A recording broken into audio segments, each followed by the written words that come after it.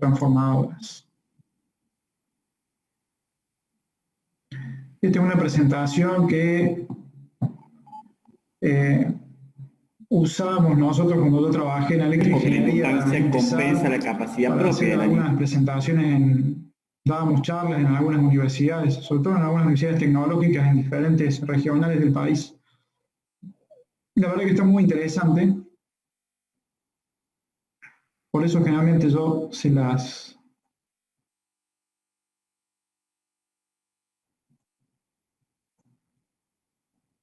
muestro a los alumnos, ¿sí? Como una introducción cuando empezamos a ver esta unidad de equipos de estaciones transformadoras, principalmente seccionadores, interruptores.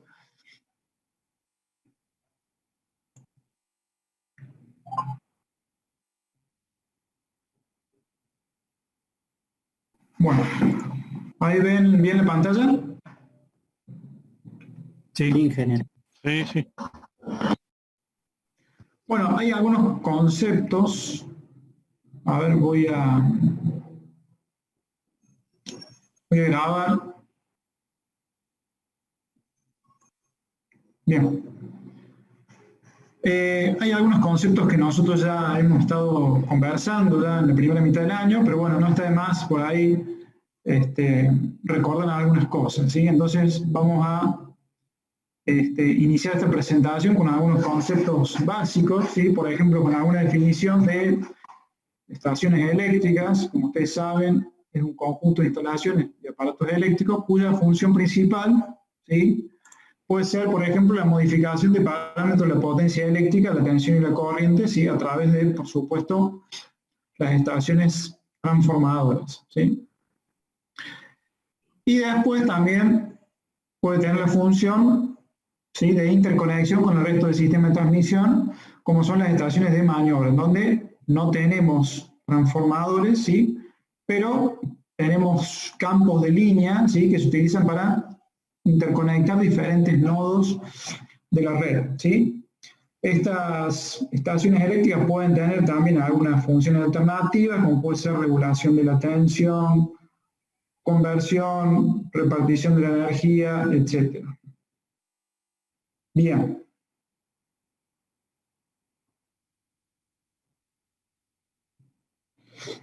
Entonces, ¿cómo se clasifican estas estaciones eléctricas según su función? ¿Sí? Podemos tener una estación asociada a una central generadora, por ejemplo, la playa de maniobra de la termoeléctrica Manuel Belgrano, ¿sí? Podemos tener una estación receptora primaria, o lo que nosotros le llamamos estación transformadora, como la de General Rodríguez, que es una estación de 500-132 kV.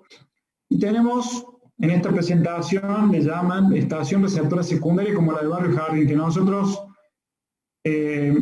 a este tipo de estaciones le hemos llamado estaciones de transformación y distribución, ¿sí? Porque generalmente salimos con líneas de 13, salimos con alimentadores, distribuidores, etc. Según su tipo constructivo, ¿sí?, tenemos las que se denominan AIS, ¿sí?, las Air Insulated Switchgear, ¿sí?, que son del tipo intemperie o aisladas en aire. En la bibliografía en inglés se llaman AIS, ¿sí? Tipo interior, que no son de las más habituales. Esta foto ya la hemos visto en otra presentación inclusive. Y tenemos la de tipo compacto GIS, ¿sí?, Gas Insulated Switchgear, ¿sí?, que es paramenta aislada en gas, generalmente, por supuesto, SF6, ¿sí?, que en general se utiliza el SF6, ¿sí?, como gas aislante, ¿sí? Pero ya vamos a ver que es un gas, el SF6, que está bastante cuestionado ambientalmente, así que últimamente se están haciendo muchos desarrollos para tratar de reemplazar el SF6 por otros gases alternativos. Está cuestionado ambientalmente porque es un poderoso gas de invernadero, muchísimo más potente, por ejemplo, que el dióxido de carbono, ¿sí? La ventaja del SF6 es que, digamos que es un gas que está muy controlada la emisión de este tipo de gas a la atmósfera. ¿Sí? Se trabaja con el SF6 desde que se produce hasta que se desecha en todo un ciclo cerrado, en donde no se lo libera a la atmósfera. Por supuesto que siempre van a existir pérdidas, pero como les dije, está cuestionado muy ambientalmente porque tiene un efecto, una capacidad de producir efecto invernadero, pero varias miles de veces superior al dióxido de carbono. Entonces, es un gas que no está muy bien visto por los ambientalistas. Así que les diría que se están haciendo muchos esfuerzos para reemplazar en el mediano o largo plazo este gas aislante por otros gases que sean más amigables con el medio ambiente.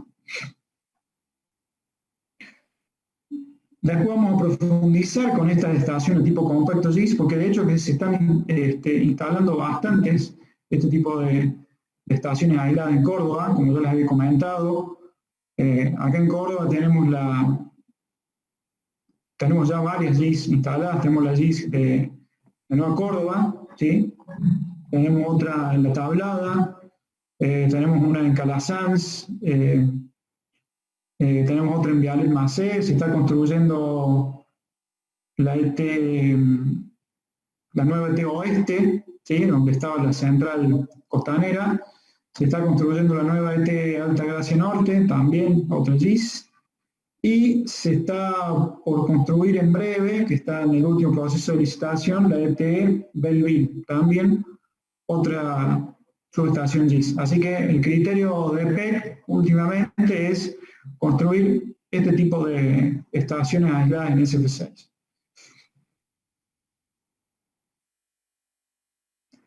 Después, cuando veamos específicamente de este tipo de estaciones, vamos a ir estudiando por partes cuáles son las partes que se componen, dónde se distribuyen las barras, los interruptores, las barras de medida, ¿sí? Por ahora no vamos a profundizar, pero simplemente esa es una foto de una estación aislada en SF6 para que vean las dimensiones reducidas que tiene, ¿no?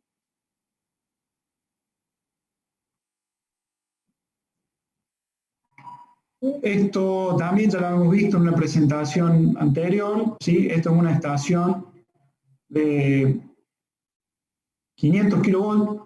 ¿Qué vendría a ser? Una estación transformadora, una playa de maniobra, ¿qué les parece? Maniobra. Es de maniobra, no se ven los transformadores. Es una playa de maniobra exactamente porque no hay transformador, ¿sí? Seguramente hay de este lado una central de ciclo combinado, no sé si era San Martín o Mar Belgrano, donde acometían las dos turbinas de gas y la turbina de vapor, ¿sí? Entonces, esta es lo que se denomina antena, ¿sí? Que son unas conexiones altas que están bajo tensión. De hecho, cuando se acomete con una línea acá, se energiza la antena y de la antena se va a bajar con unas conexiones hacia los equipos y de los equipos nos vamos a conectar a las barras que están en un nivel más bajo.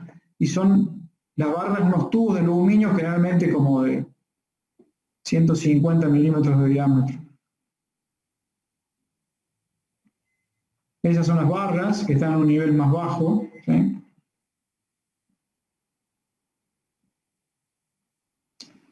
Estos son lo que se denominan kioscos. Estos son kioscos. Este también. Este es el edificio de control y este viene a ser como un depósito. ¿Qué es lo que hay en los kioscos? Que yo ya les había comentado. En los kioscos van a estar básicamente los tableros de protección y control, ¿sí? Para dos campos, ¿sí? Y como este esquema es de interruptor y medio, ¿sí? En cada vano, ¿sí? Vamos a tener dos campos, ¿sí? Entonces, este kiosco va a tener todos los tableros de protección y control para dos campos, este kiosco para dos campos y este otro para dos campos. Este kiosco más grande es el kiosco de servicio auxiliar, donde están los tableros de servicio que alimentan o donde se generan las tensiones de alterno y continuo para alimentar todos los servicios auxiliares de la estación. ¿Sí? Y acá en el edificio de control es donde generalmente está el operador, que está sentado en un escritorio, donde está una computadora, donde está el SCADA, y ahí puede operar toda la estación. Aunque generalmente no es ese el punto de control habitual de la estación. ¿Sí? Generalmente la estación se controla desde un centro de operación remoto. En este caso se denomina COT, que es el centro de operación de Transener, se encuentra ahí cerquita de Rosario. ¿Sí? O sea que normalmente el control, ¿sí?, se ejecuta desde ese nivel, ¿sí?, que es el nivel de un centro de control remoto. Si hay algún problema de comunicación y no se puede hacer ninguna maniobra del centro de control, el control se puede hacer directamente también desde la sala de control de la estación transformadora. Si existiera algún problema en la sala de control, también se podría hacer desde los kioscos. En los kioscos hay unos tableros de control donde hay unas llavecitas que se llaman predispositorios, donde uno ahí puede operar los equipos, los interruptores y los seccionados. Y si llega algún problema acá, uno podría tener la posibilidad también de operar los equipos desde el pie del equipo, ¿no?, del tablero propio del equipo, aunque esa no es un lugar recomendable para hacer operaciones. De hecho, que generalmente se usa para operaciones de mantenimiento. O sea, si yo voy a abrir y cerrar un seccionador desde el pie del equipo es porque estoy haciendo tareas de mantenimiento, al igual que con el interruptor, porque puede llegar a ser bastante peligroso hacer operaciones desde el pie del equipo. Conozco un accidente que ocurrió, creo que en la termoeléctrica Manuel Belgrano, en el paso de maniobra de la termoeléctrica Manuel Belgrano, hubo un problema con un interruptor, ¿sí? Aparentemente hubo un problema con un resistor de preinserción que quedó conectado, no se desconectó, y la cámara de corte del interruptor estalló, y es como si fuera prácticamente una granada, ¿sí? Cuando estalla esa cerámica, bueno, y saltan todas esas esquirlas de cerámica. Yo he visto fotos de todo del techo de este edificio de control, todo perforado por esas esquirlas de porcelana. Había todo un cerco perimetral, que el lado del cerco que estaba cerca del interruptor estaba inflado como si fuera la red de un arco de fútbol, ¿no?, por los pedazos de porcelana. Así que imagínense si uno está haciendo una operación y ocurre un problema de ese tipo o estalla la cámara de corte del interruptor, le puede costar la vida al operador si está en ese momento al lado del equipo.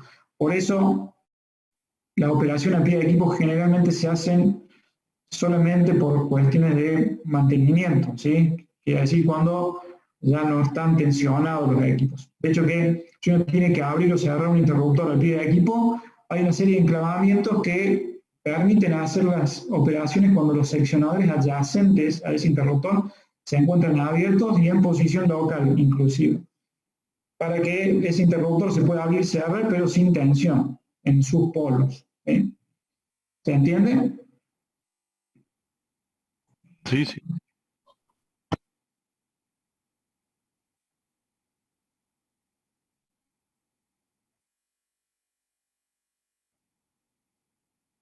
¿Los qué?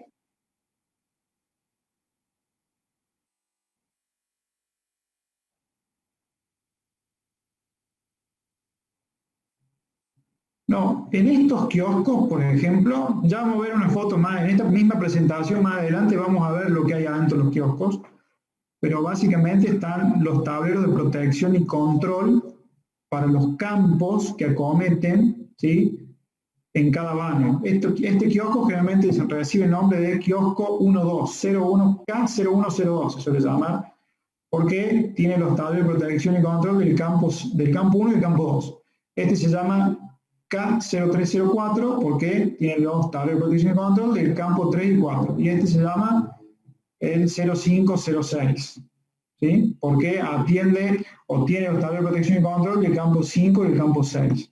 Y este se llama K00 porque en realidad es un kiosco general que genera todas las tensiones auxiliares para toda la estación transformadora. Por eso no tiene ningún nombre de campo asociado. Pero no se preocupen que ya vamos a ver fotos y ahí se van a ir dando cuenta.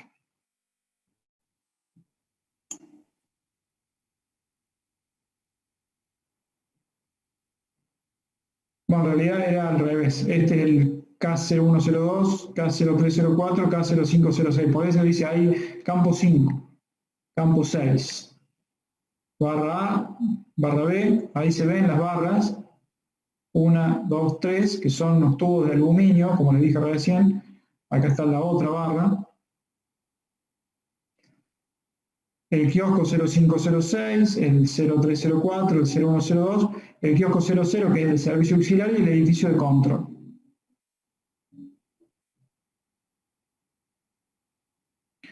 Esto nosotros ya lo hemos visto ya en la unidad anterior, cómo es un esquema. ¿Qué esquema es este? ¿Qué esquema unifilar sería? ¿Qué tipo de esquema?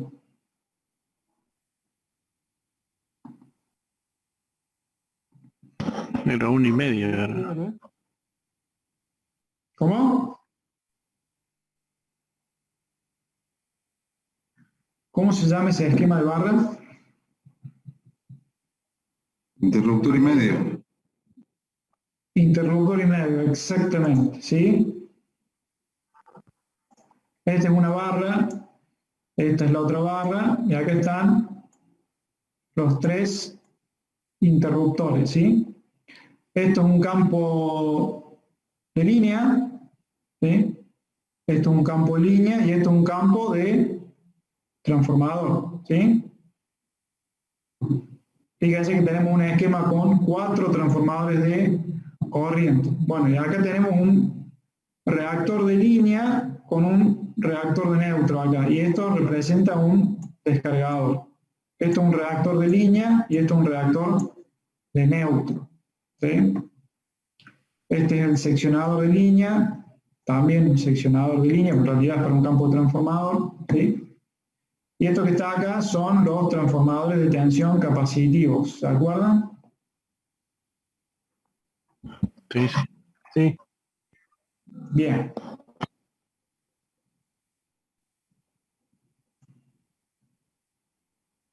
Entonces, ahí se ve cómo es la cometida de la línea a la estación, ¿sí?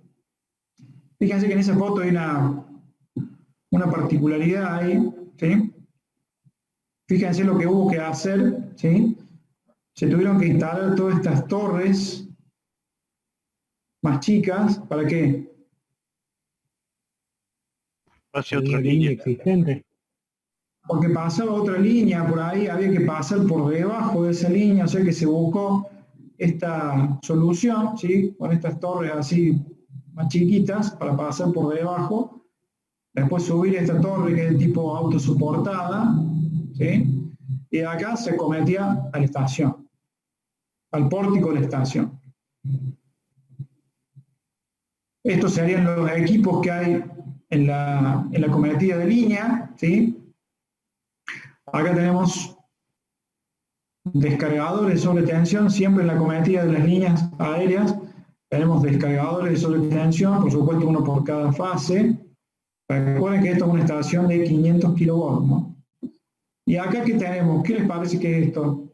No siempre están estos equipos acá.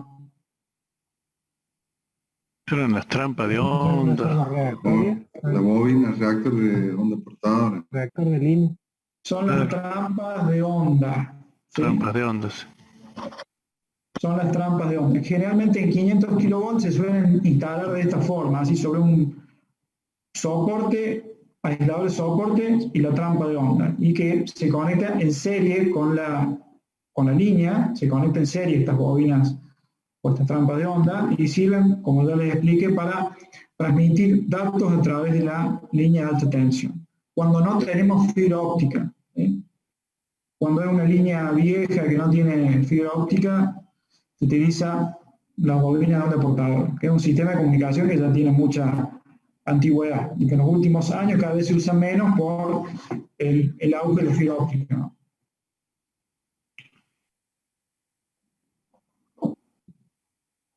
El pórtico de entrada, ¿sí? La línea, el poste terminal, o mejor dicho, la torre terminal, esa torre autosoportada, ¿sí? Se conecta al pórtico de línea de la estación. Acá se ven las barras, ¿eh?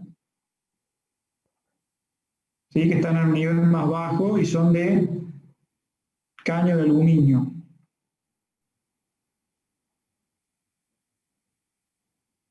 Bien, ¿qué se ve ahí?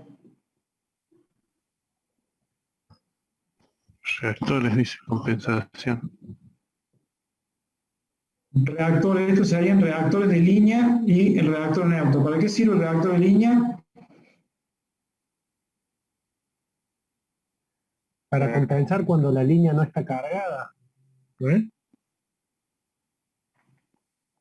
Recuerden que acá es medio al revés que en baja y media tensión, ¿no? Acá tenemos un problema en extra alta tensión de la potencia capacitiva, ¿sí? Cuando la línea no está cargada, digamos, no hay que compensar con el reactor de línea, Claro, pero para bueno, que no se eleve. pero eso es porque, ojo, estamos en 500 kilovolts, ¿sí? En donde las potencias capacitivas tienen valores muy importantes. En 132 kilovolts no usamos reactores de línea, ¿sí? Estos son equipos que se usan sobre todo en líneas de 500 kilovolts y que encima son bastante extensas, ¿sí? En líneas de 500 kilovolts largas es muy habitual el uso de reactores de línea y más aún si trabajan bastante descargadas, ¿sí? O con poca demanda, como fue el caso, o es el caso de las líneas de todo el corredor patagónico de 500 kilovolts, son líneas que no trabajan muy cargadas, entonces la tensión tiende a elevarse, ¿sí? Por efecto Ferranti, por la capacidad que presenta respecto a tierra. Entonces necesitamos conectar reactores en paralelo con la línea para limitar esa tensión, ¿sí? Tenemos que mantener siempre la tensión dentro de los valores admitidos por CAMESA, ¿sí?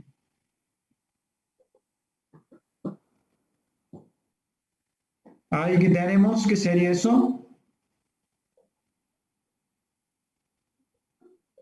Un seccionador, ¿no es? Este sería el seccionador de línea, ¿sí? Ese era el pantógrafo, ¿así, profe? Este sería el seccionador de línea, este sería semipantógrafo horizontal, ¿sí? Este seccionador está articulado en este brazo, acá sería como la rodilla del seccionador, ¿sí? Entonces cuando el seccionador se abre, este brazo se levanta y se separa el contacto fijo, ¿sí? De este contacto móvil y se abre el seccionador, ¿sí? Este brazo sube y se separa el contacto acá y se retrae el brazo, ¿sí? Hay una cadena cinemática acá. Cuando este seccionador se abre, esta biela giratoria, que es como un aislador giratorio, transmite movimiento, ¿sí? Sobre un mecanismo que hace que este seccionador se abra. Y esto que se ve acá, ¿lo ven? Es la cuchilla puesta a tierra, ¿sí? Que está del lado de la línea, ¿ven? Esta cuchilla se puede cerrar acá y yo pongo a tierra la línea. ¿Se entiende? Perfecto. Sí, sí, sí. Este tipo de seccionador semipantógrafo horizontal es utilizado en nuestro país exclusivamente para instalaciones de 500 kilovolts, es extra alta tensión, no lo van a ver en otro nivel de tensión.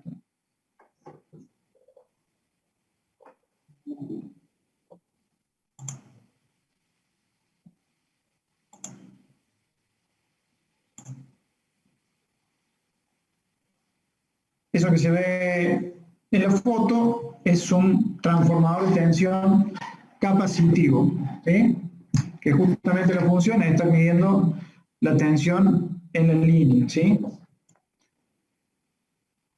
Y solamente la va a poder medir si este seccionador de línea se encuentra cerrado.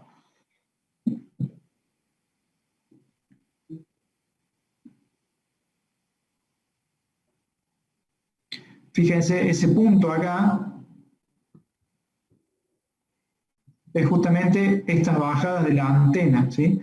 Todo esto es una antena en realidad, físicamente esto forma parte de la antena, ¿sí? Y de este punto se deriva hacia esta barra y hacia esta otra barra, ¿ven? Que acá baja esta conexión de la antena y nos vamos hacia una barra y de acá nos vamos hacia la otra barra, ¿sí? Porque hay un nivel de antena, fíjense cuántos niveles de contención tenemos acá.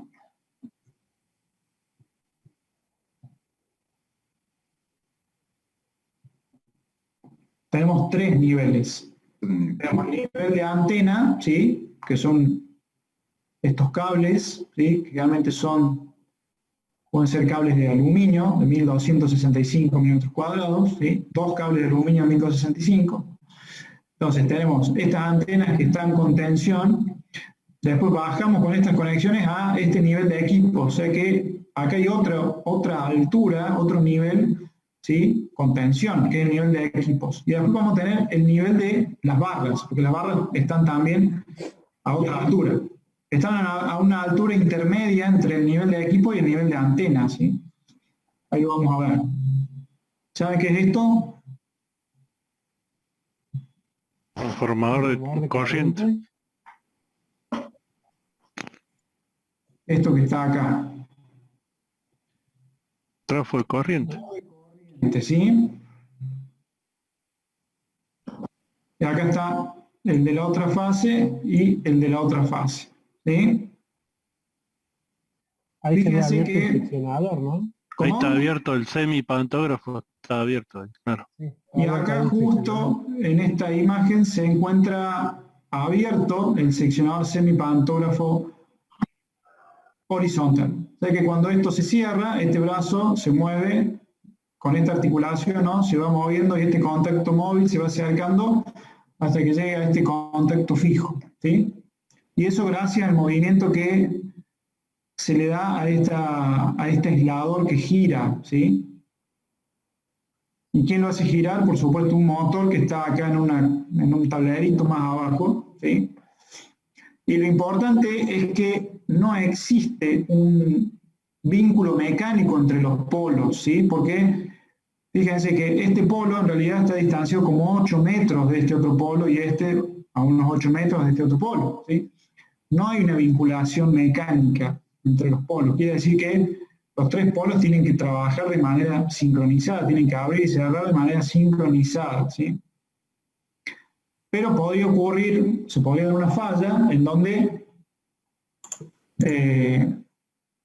por ejemplo, se muevan 2 polos y uno no, ¿sí?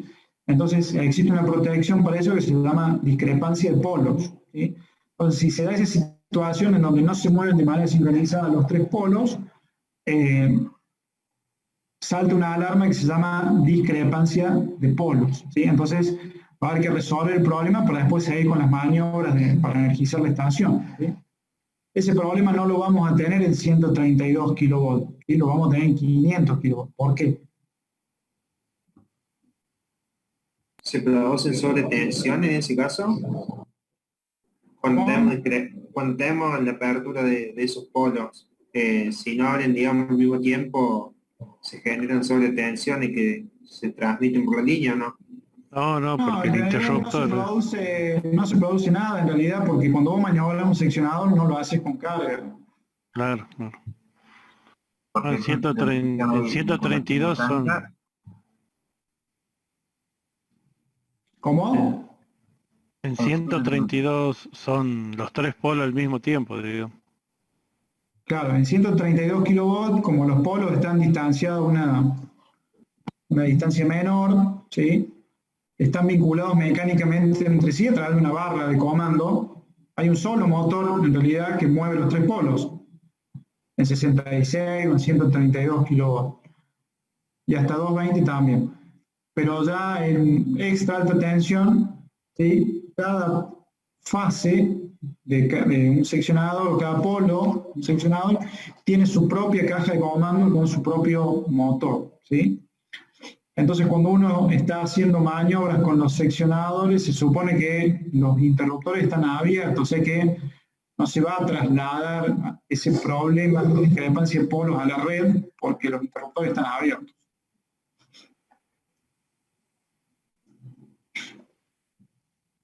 ¿Ok?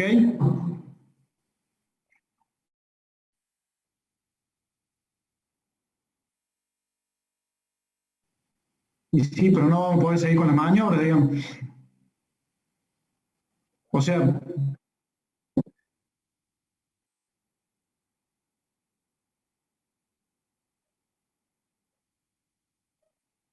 sí, pero que sea secuencial no tiene ninguna...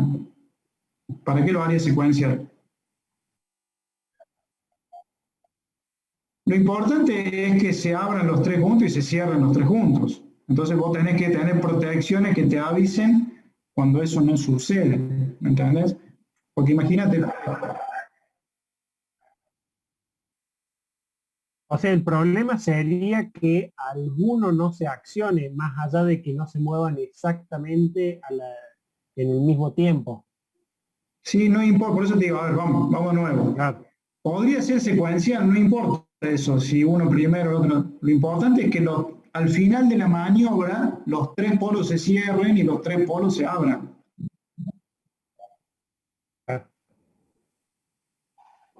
¿Sí? Cuando yo quiero hacer una maniobra, ya sea de cierre o apertura de un seccionador, ¿sí? Evidentemente que los tres polos se tienen que terminar abriendo y los tres polos se tienen que terminar cerrando. Pero bueno, pónganse en el lugar de un operador que está en un centro de control remoto y con el clic del mouse hace un cierre del seccionador. El tipo no está viendo al seccionador, ¿sí? Claro. El tipo va a ver simplemente en la pantalla de la escala una rayita que se va a abrir o se va a cerrar, ¿sí? Pero si uno de los polos falló por X causa, va a saltar una alarma. Esa alarma se cablea a lo que se llama la RTU y el operador le va a saltar una alarma en la pantalla que va a decir ese seccionador está en falla, tiene una discrepancia de polos. Si tiene una discrepancia de polos, bueno, podés seguir haciendo las maniobras, tenés que resolver el problema de ese seccionador y después continúa. ¿Se entiende?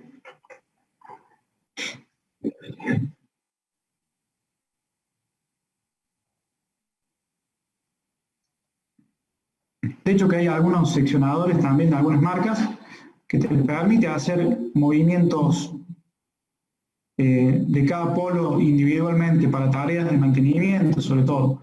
Vos te vas al pie de equipo, tiene dentro del tablero de control propio del seccionador, tiene una llavecita donde vos elegís si lo querés mover a cada polo individualmente, RST o los tres juntos, ¿sí? Pero como yo les dije, las maniobras a pie de equipo son para tareas de mantenimiento.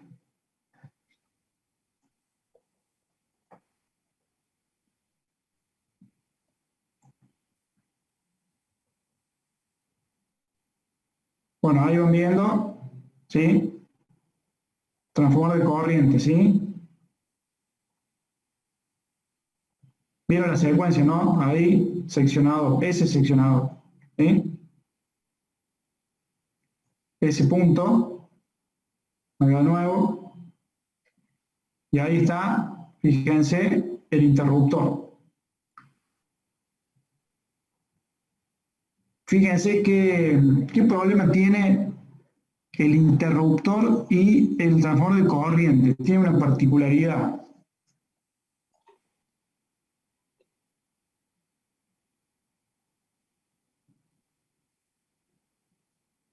¿Qué pasa, por ejemplo, si tenemos que construir una estación de este tipo en una zona sísmica?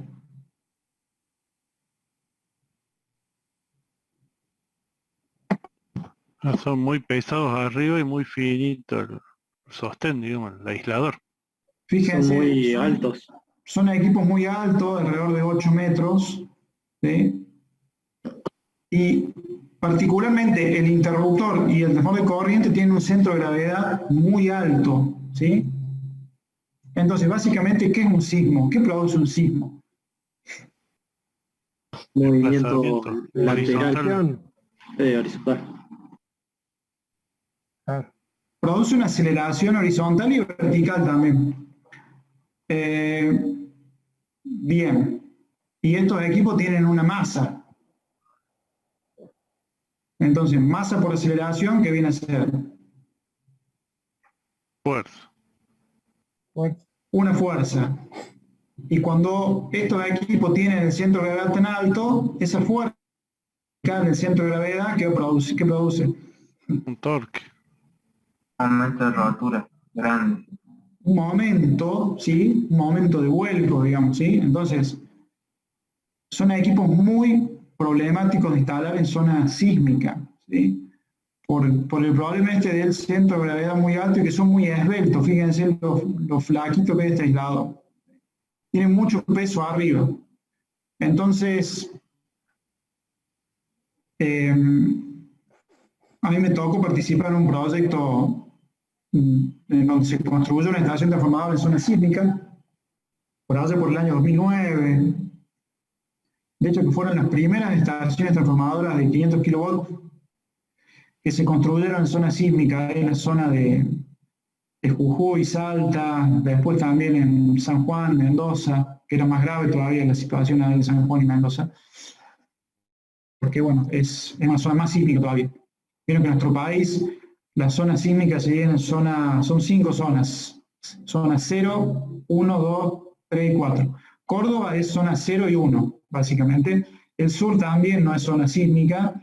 El problema sísmico en Argentina está en la zona noroeste. Entonces, cuando se tuvo que construir las primeras estaciones transformadoras en esa zona, ¿sí? Hubo que tener muy en cuenta el efecto que produce el sismo sobre estos equipos. ¿Cuál es la componente Por eso se alta? tuvieron que instalar equipos con ciertas porcelanas que eran más duras, se tuvieron que instalar amortiguadores en los equipos, ¿sí?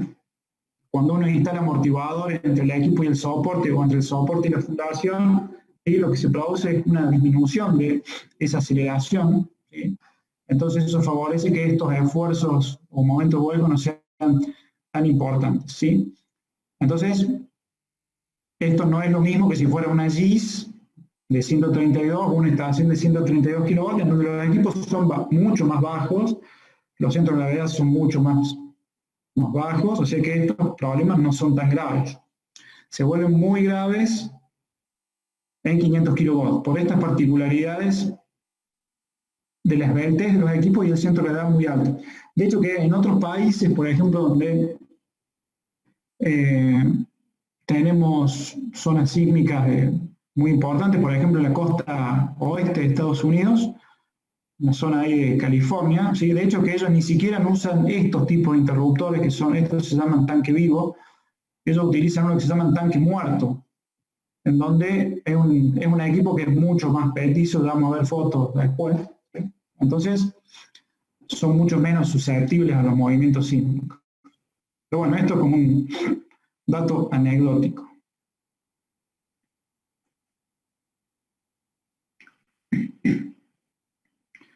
Bien, ahí estamos viendo este seccionador, ¿sí?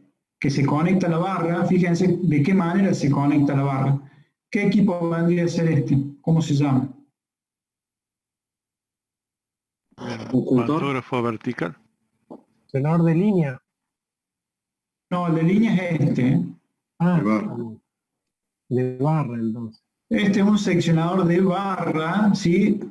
Del tipo semipantógrafo vertical, ¿sí? Es muy parecido al que vimos al semipantógrafo horizontal, ¿sí? La diferencia es que el contacto fijo, ¿sí? Está directamente montado sobre la barra. Fíjense, esto se llama contracontacto ahí. Esto es un contracontacto, ¿sí? Es donde hace contacto este contacto móvil cuando sube, ¿sí? Esta es la articulación, cuando va subiendo, toca ese contracontacto y cierra la conexión, ¿sí? Entonces, este sería el seccionador de barra, que es del tipo semipantógrafo vertical, que es muy utilizado también en estaciones de 500 kilovolts, ¿sí? Y estos que se ven acá son los, acá, ¿no? Son los aisladores soporte barra estos, ¿sí? Esto es la estructura soporte, la estructura reticulada, y estos son los aisladores que soportan las barras, ¿sí? Esto se llama contracontacto, ¿sí? Fíjense que acá también tenemos este aislador que gira, ¿sí? Para transmitir el movimiento, ¿sí? A este brazo móvil.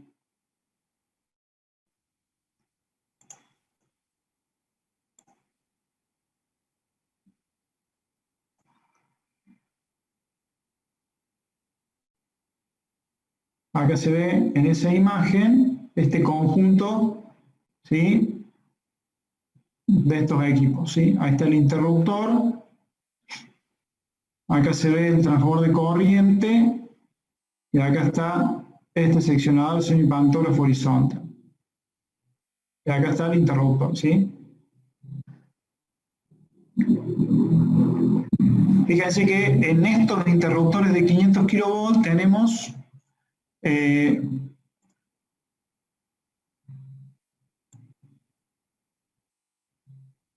dos cámaras de corte, esta y esta, y están en posición horizontal, ¿sí?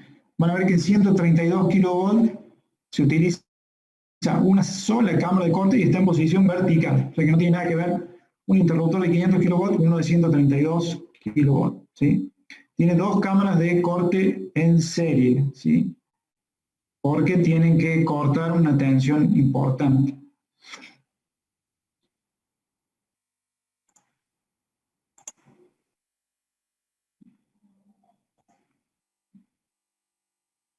Ahí se ve el otro conjunto de transformador de corriente interruptor seccionador, ¿sí? Y después la conexión a la barra, ¿sí? Acá se ve el otro seccionador semipantógrafo vertical, ¿sí? Fíjense que las barras están más bajas que las antenas. Acá están las antenas arriba, las barras están a una altura, ¿sí?, por debajo de las antenas, pero por arriba del nivel de conexionado entre equipos, ¿sí? Por eso son 3 niveles con tensión. Bueno, ¿alguna duda con esto?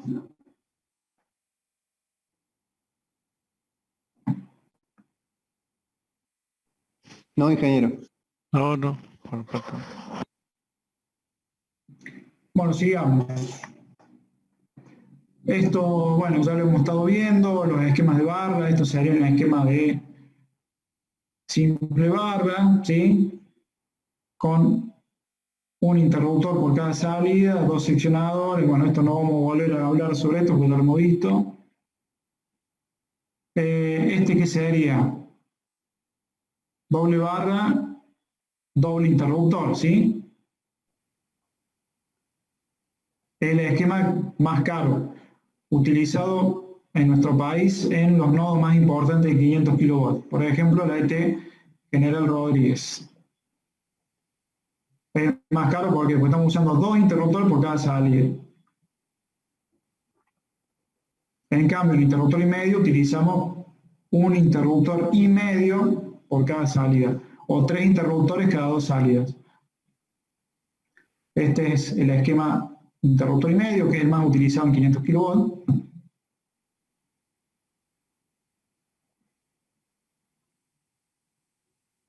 Componentes principales, bueno, el interruptor es un aparato de maniobra mecánico capaz de conducir corriente en condiciones normales de operación e interrumpir corriente en condiciones anormales. Cortocircuito, ¿sí? ¿Está claro? O sea que es el único elemento que puede conducir o interrumpir la corriente eléctrica en condiciones normales o anormales, en caso de un cortocircuito, ¿sí?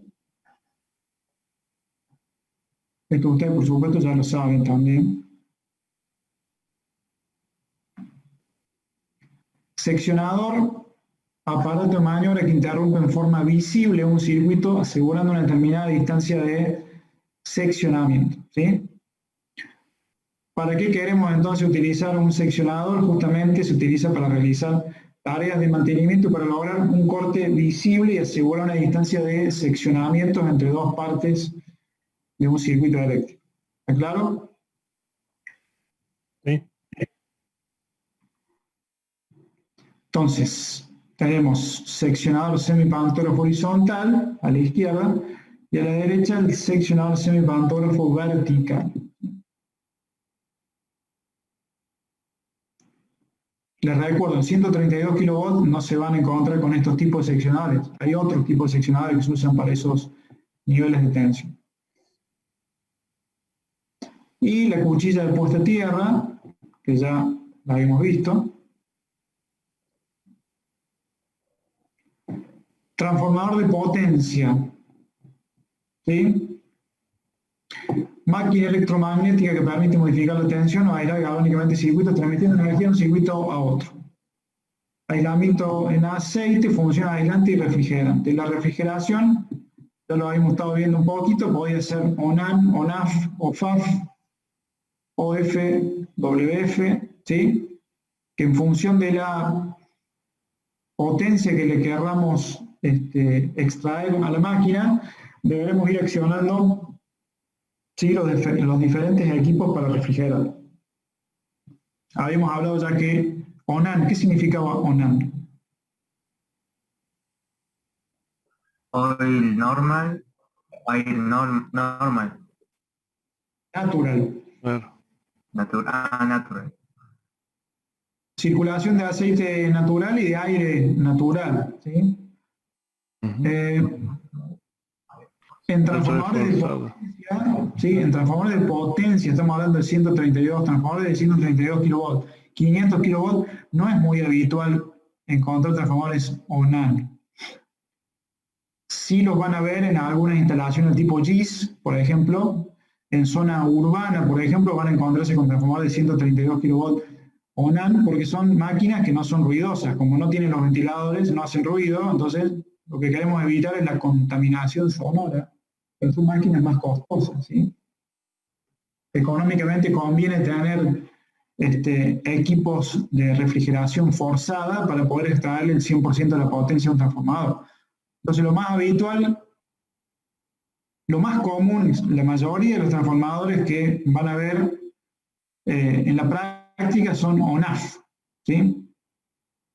Que son circulación de aceite natural y aire forzado. ¿Y cómo es el tema de la refrigeración por aire forzado? Bueno, se instalan unos ventiladores, ¿sí? En los radiadores, ¿sí? Entonces se hace circular aire forzado a través de los radiadores para facilitar la refrigeración de la máquina, ¿correcto?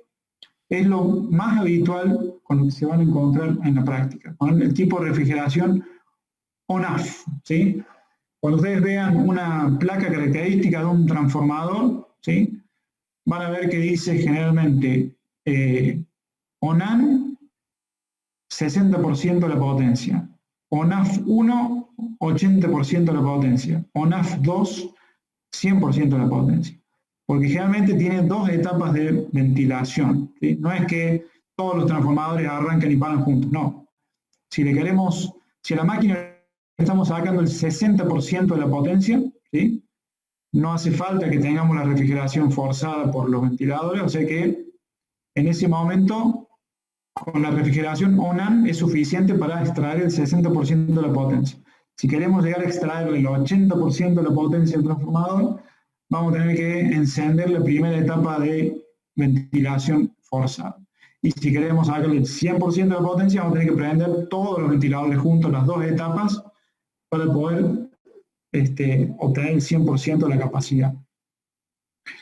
Y después tenemos otro tipo de refrigeración, cuando tenemos aceite forzado, aire forzado, bueno, cuando dentro de la máquina tenemos bombas que mueven el aceite y tenemos también ventiladores para refrigerar. Y después podemos tener también aceite forzado y también unos intercambiadores con agua, water force, ¿sí? Para refrigerar la máquina. Pero bueno, en realidad no es de lo más habitual. Lo que se van a encontrar generalmente van a ser los transformadores tipo ONAF. ¿Está claro?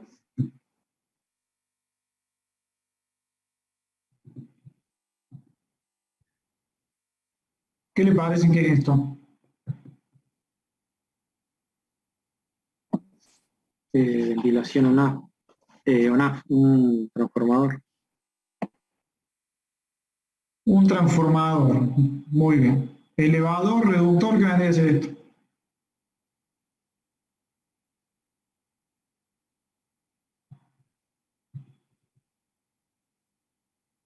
Reductor atrás tiene NSF6, la salida. No debe ser SF6, eso. Deben ser unos ductos de barra, ¿no? Conductos de barra, en media tensión. Es un transformador elevador a 500 kV en una central eléctrica, ¿sí? Sí, Parece cerro pelado. Se utilizan ductos de barra porque las corrientes son muy elevadas. Entonces nos conectamos en el nivel de media tensión, ¿sí? En el primario, y en el secundario elevamos a 500 kilovolts. Fíjense que este sería, aparentemente es ONAF, ¿sí? Porque tiene los ventiladores sobre los radiadores, ¿sí? ¿Se entiende? ¿Cómo se distingue, profe, así simple vista, que es elevador o reductor? Y porque generalmente, en este caso, cuando vos veas un conducto de barra que llega acá y una salida acá en muy alta tensión, en extra alta tensión, es porque esto es media tensión y tenés mucha corriente. Viene del Esto es muy generador, digamos. Claro, generadores de 10 a 11 a 22 kilovolts, 25 kilovolts máximo. 30. Sí. Aunque también podría ser que esto sea una GIS, ¿sí? No sería nada del otro mundo que vos tengas un conducto GIS acá y te conectes a este transformador. De hecho que hay varias formas de conectar una GIS a un transformador, que ya lo vamos a ver más adelante. Una forma es conectarse directamente con el conducto GIS a los bornes del transformador, y otra forma es de se instalan como unos bushing, ¿sí? Aéreos, y después nos conectamos con el transformador, que ya vamos a ver una foto para que se den cuenta. O sea que no sería raro tampoco ver algo así parecido a esto, y que sea una GIS en 132 kV y que acá se eleve a 500 kV, por ejemplo. Pero en este caso particular estamos hablando de una central eléctrica y eso es un conducto de media tensión. Ahí tenemos diferentes tipos de transformadores. Fíjense esto que ven acá. Esto es un transformador trifásico, ¿sí? De esta central Manuel Belgrano. Fíjense cómo llegamos al primario acá. Son transformadores elevadores. Estos elevan de 15,75 a 500 kV. Y llegamos también con ductos de barra al primario y salimos con, ¿sí? Conexiones aéreas, ¿sí? Hacia las líneas. Este otro caso son unidades monofásicas, ¿sí? Cuando la potencia ya es muy grande, sobre todo por encima de 450 MVA, ya es muy difícil construir un transformador tan grande, trifásico, entonces optamos por construir bancos de unidades o bancos trifásicos con unidades monofásicas, que a su vez nos permite tener un transformador de reserva al lado, ¿sí? Para poder inclusive hacer un cambio rápido si llega a haber una falla en alguna de las fases.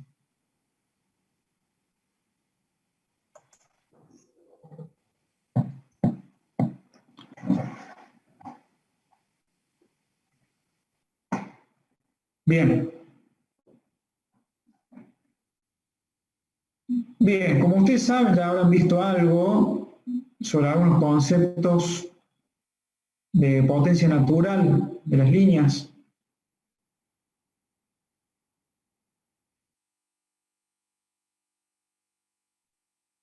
¿Han visto algo, no, en el sistema de potencia? Sí. Sí, ingeniero.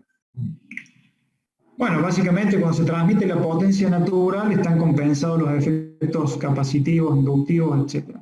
Para este caso, para esta línea en particular, que estamos hablando de la línea que va desde Puerto Madryn a Santa Cruz Norte, la potencia natural es alrededor de 1092 megavatios, ¿sí? Y el régimen de funcionamiento habitual de esta línea, ¿sí? Está por debajo de la potencia natural, lo que significa que la tensión se va a elevar. Entonces se requiere compensación shunt, que es compensación en paralelo a través de reactores, ¿sí?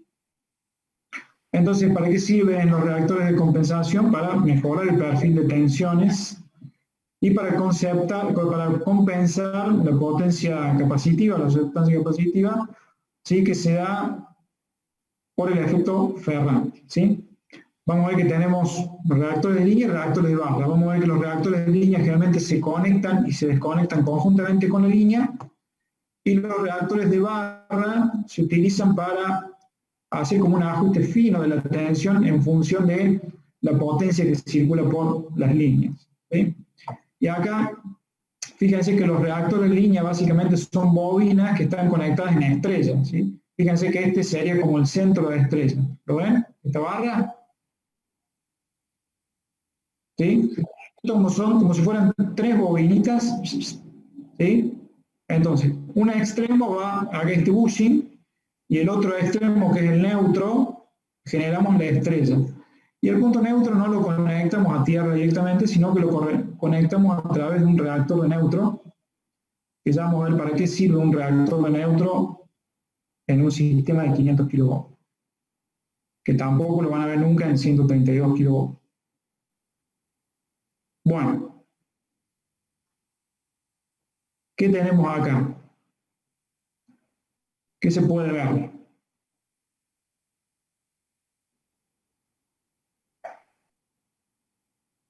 Fíjense, esta es la ET Puerto Madre, esto representa la barra de la ET Puerto Madre y esto representa la barra de la ET Santa Cruz Norte, ¿sí?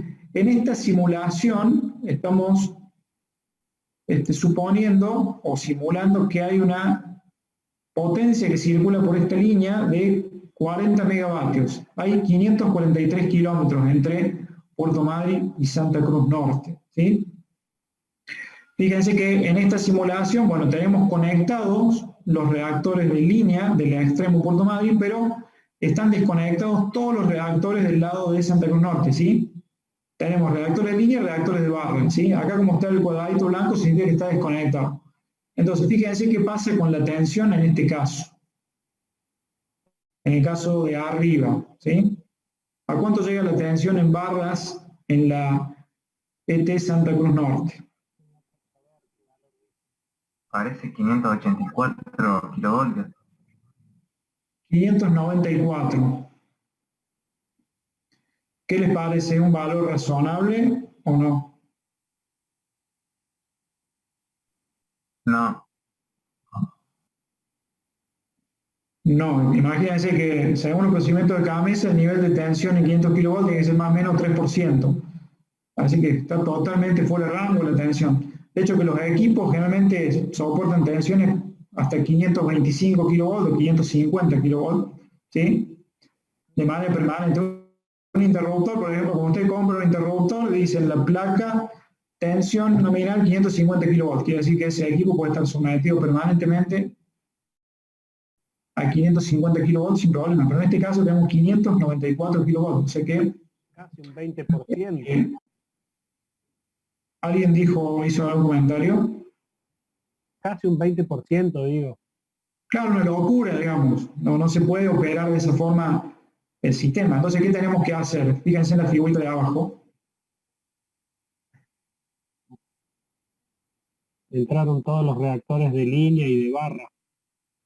Conectamos todos los reactores, tanto los de línea como los de barra, y la tensión ahora cayó 493 kV y ya está dentro de los parámetros normales, ¿sí? Por eso es tan importante los reactores cuando tenemos extra alta tensión y a su vez líneas largas, ¿sí? Por eso en el sur, en todas las estaciones de 500 kV que están en el sur de nuestro país, todo lo que es Choel, Puerto Madryn, Santa Cruz Norte, Río Santa Cruz, la ET Esperanza, todas esas estaciones tienen una cantidad muy importante de reactores shunt, ¿sí? Para poder controlar la tensión, ¿sí? Bien, sigamos.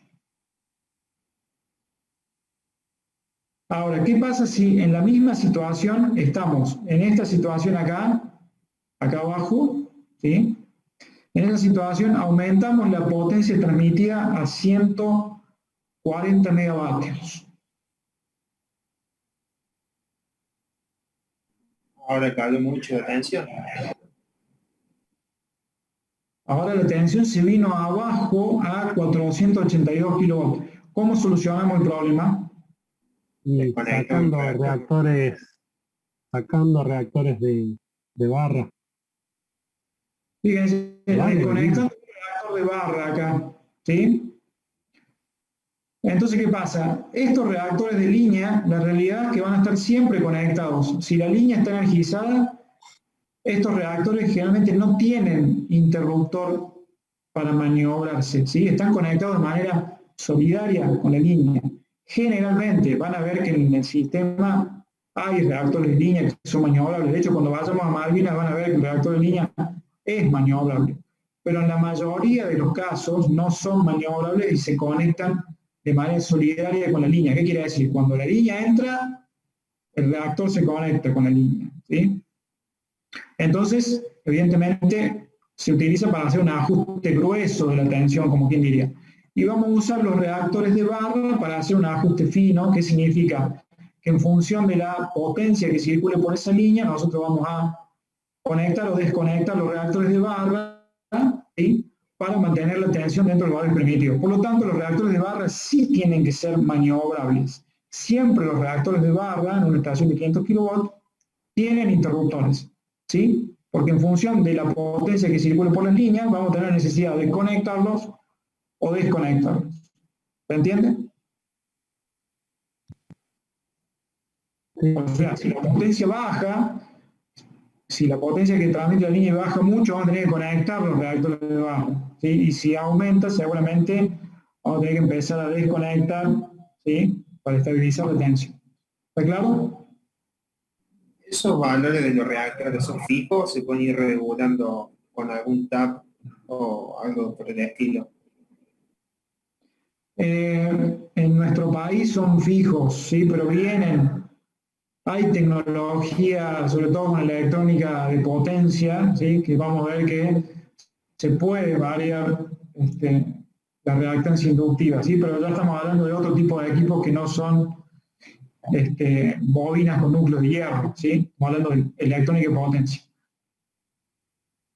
Pero que todavía no se está usando en nuestro país, ¿sí? Se llaman, ya lo vamos a ver, después vamos a ver algunos conceptos FACTS, se llaman. Bueno, o sea, tienen potencia reactiva fija, ¿sí? Eso no varía. ¿Está claro?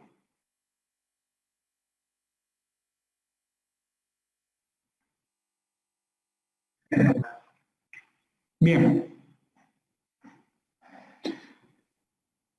¿Qué función tiene principalmente el reactor de neutro? ¿Sí? Ese que se conecta ahí entre el centro de la estrella de los reactores de línea y tierra. Se puede utilizar para limitar las corrientes de cortocircuito ante fallas a tierras. Tengamos en cuenta que el 80% de las fallas, ¿sí?, son generalmente fallas a tierra, de una fase a tierra, y son regenerativas. Quiere decir que luego que se produce el cortocircuito desapareció la causa que lo originó, ¿sí? Entonces sería posible hacer un recierre, ¿sí? Entonces lo que se intenta hacer siempre es lograr un recierre monofásico exitoso, ¿sí? Y la otra de las principales funciones del reactor neutro es limitar la corriente de arco secundario para que el recierre monofásico sea exitoso. Entonces se preguntarán, ¿qué es la corriente de arco secundario? Secundario, está mal escrito ahí. ¿Alguien sabe qué es la corriente de arco secundario?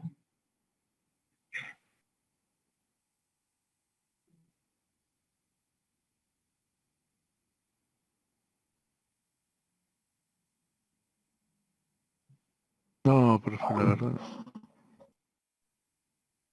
Bueno, cuando hay una falla se produce un arco principal, digamos, ¿no? Se produce una corriente de cortocircuito.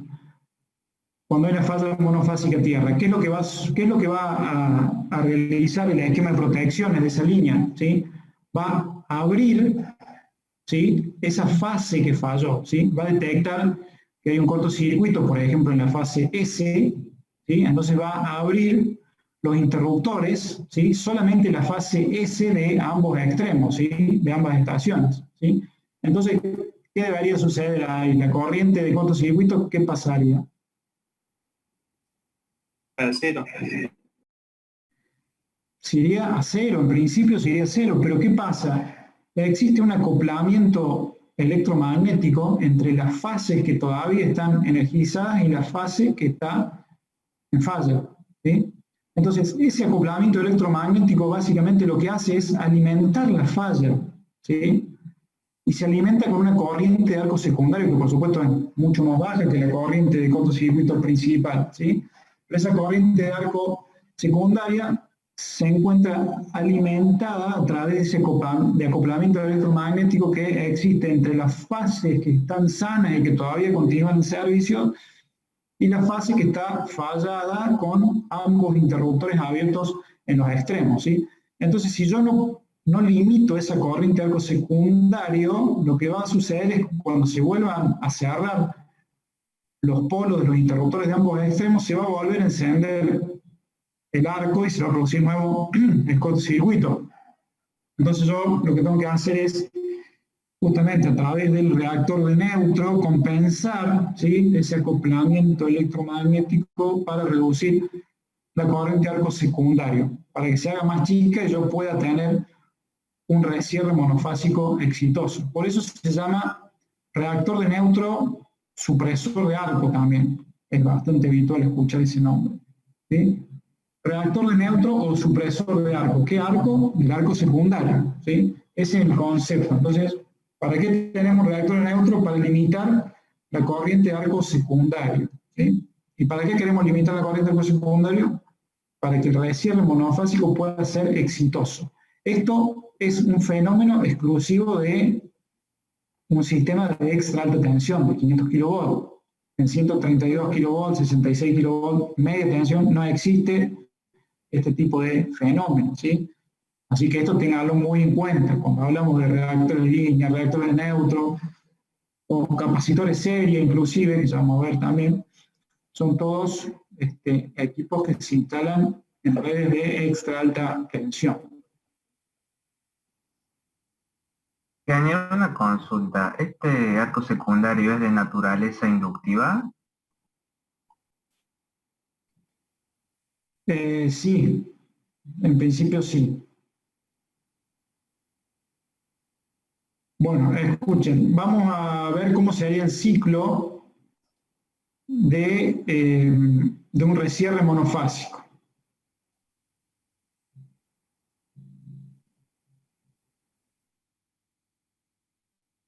Supónganse que en los 20 milisegundos tenemos una falla a tierra, ¿sí?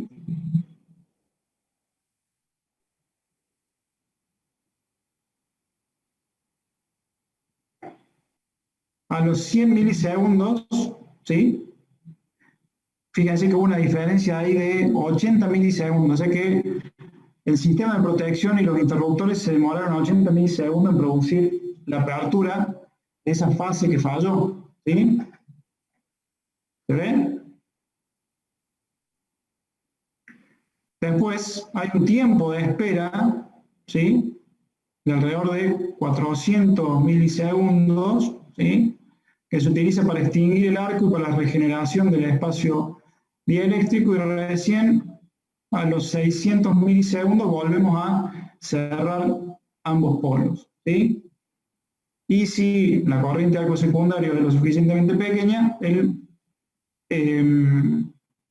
recierre va a ser exitoso y la línea va a continuar en servicio. Pero el ciclo normalmente es de esta forma, ¿sí? Cómo se hace un recierre monofásico.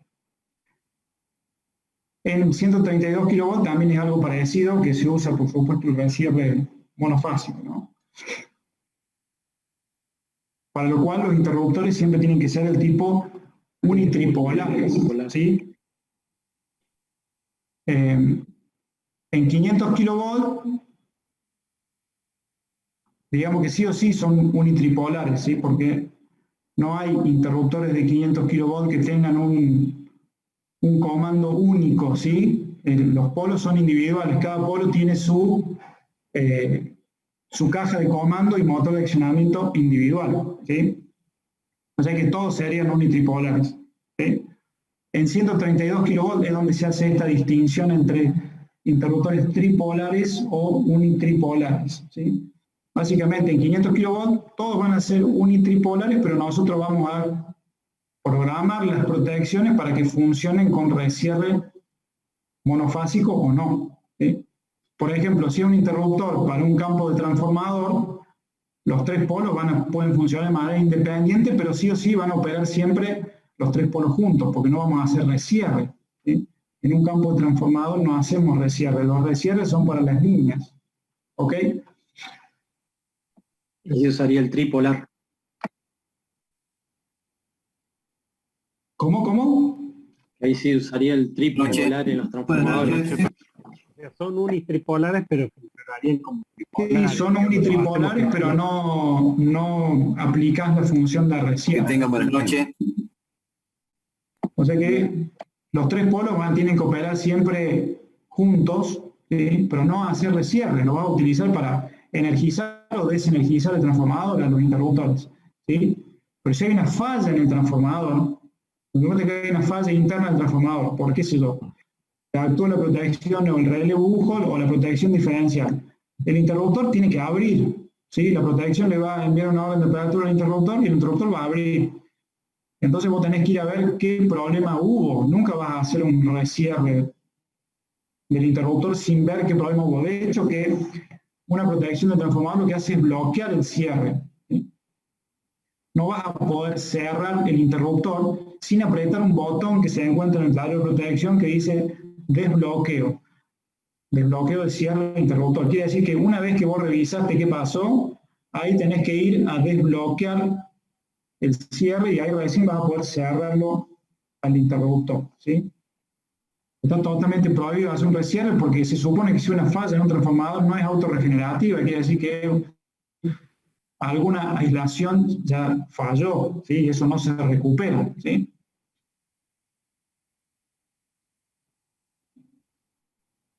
¿Está claro? Sí, ingeniero, sí.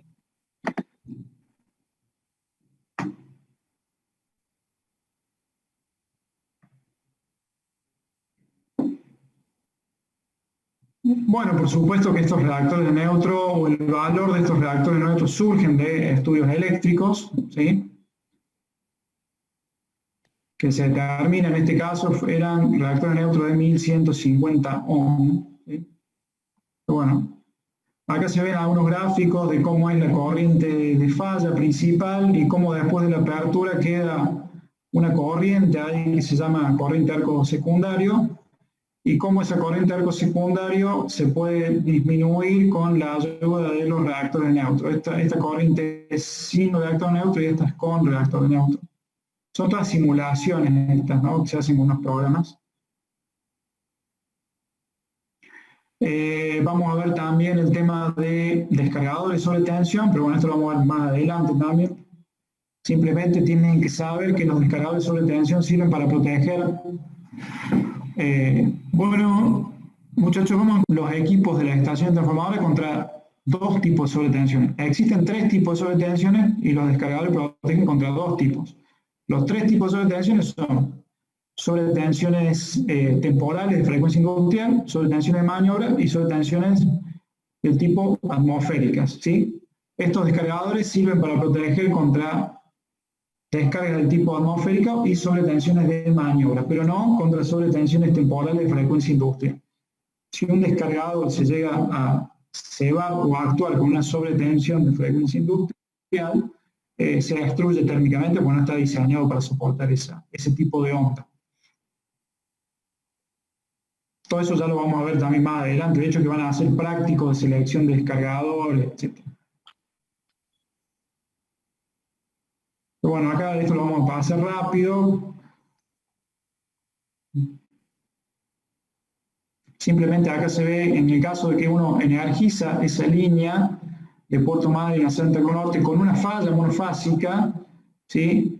Si no se encuentran descargadores en esa línea, las sobretensiones tienen valores bastante elevados. Y si hay descargadores, fíjense que las sobretensiones esas de maniobra, ¿sí? Son bastante reducidas. En ese caso son sobretensiones de maniobra, porque yo hice una maniobra de un cierre sobre una falla, ¿sí? No fue una sobretensión por descarga atmosférica. Por eso, fíjense cómo el descargador también se utiliza para limitar las sobretensiones de maniobra. sobre todo para este caso. Hay diferentes tipos de sobretensiones mayores, pero en este caso se producen por energizar una línea con una falla monofásica tierra.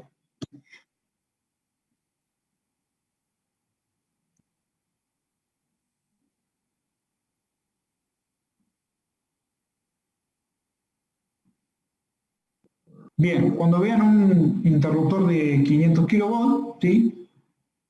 De 500 kV, 132 no tienen estos dispositivos auxiliares. Van a ver que es bastante habitual que tengan capacitores, divisores de potencial y resistencias de preinserción, ¿sí? La resistencia de preinserción básicamente van a servir generalmente para descargar la carga atrapada que tiene las líneas y limitar las sobretensiones de conexión. Y los capacitores divisores de potencia se utilizan para que las tensiones se repartan de manera equilibrada o equitativa entre cada una de las dos cámaras de corte.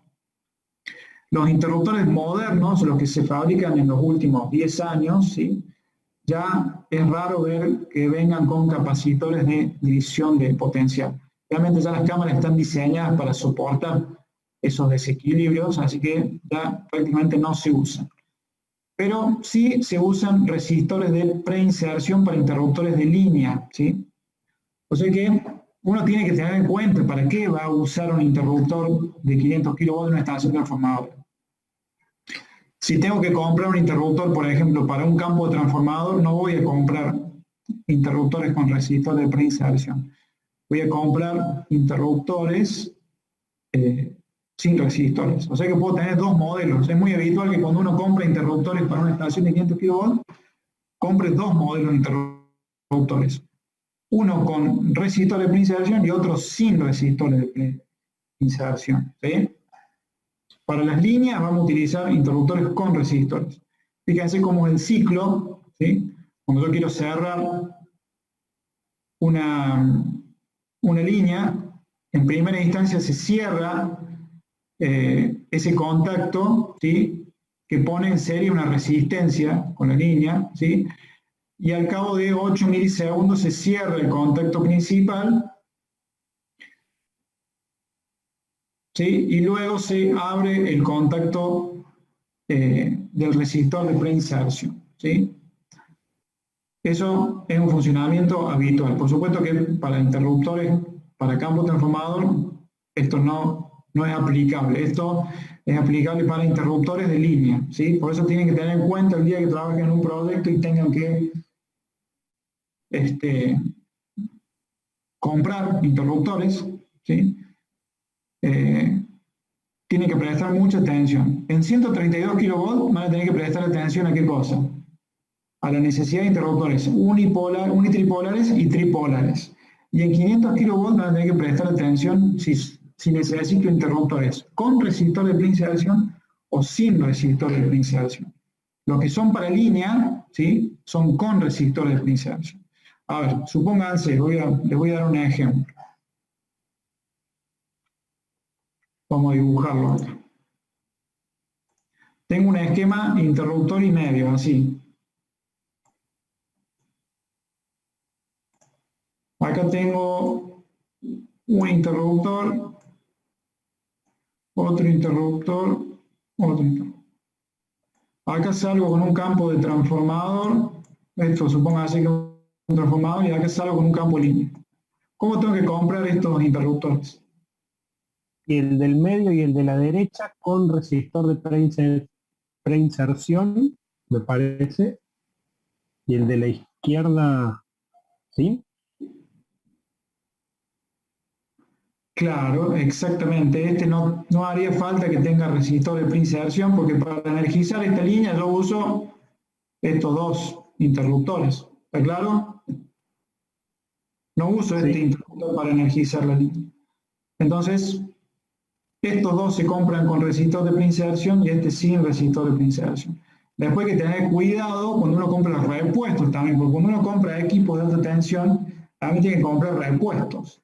Entonces, uno va a tener que comprar un polo de repuesto para interruptor con resistor de preinserción y un polo de repuesto sin resistor de preinserción. Cosa que si se rompe un polo de este interruptor, tenga el repuesto. Si se rompe un polo de este o de este, también tenga el repuesto.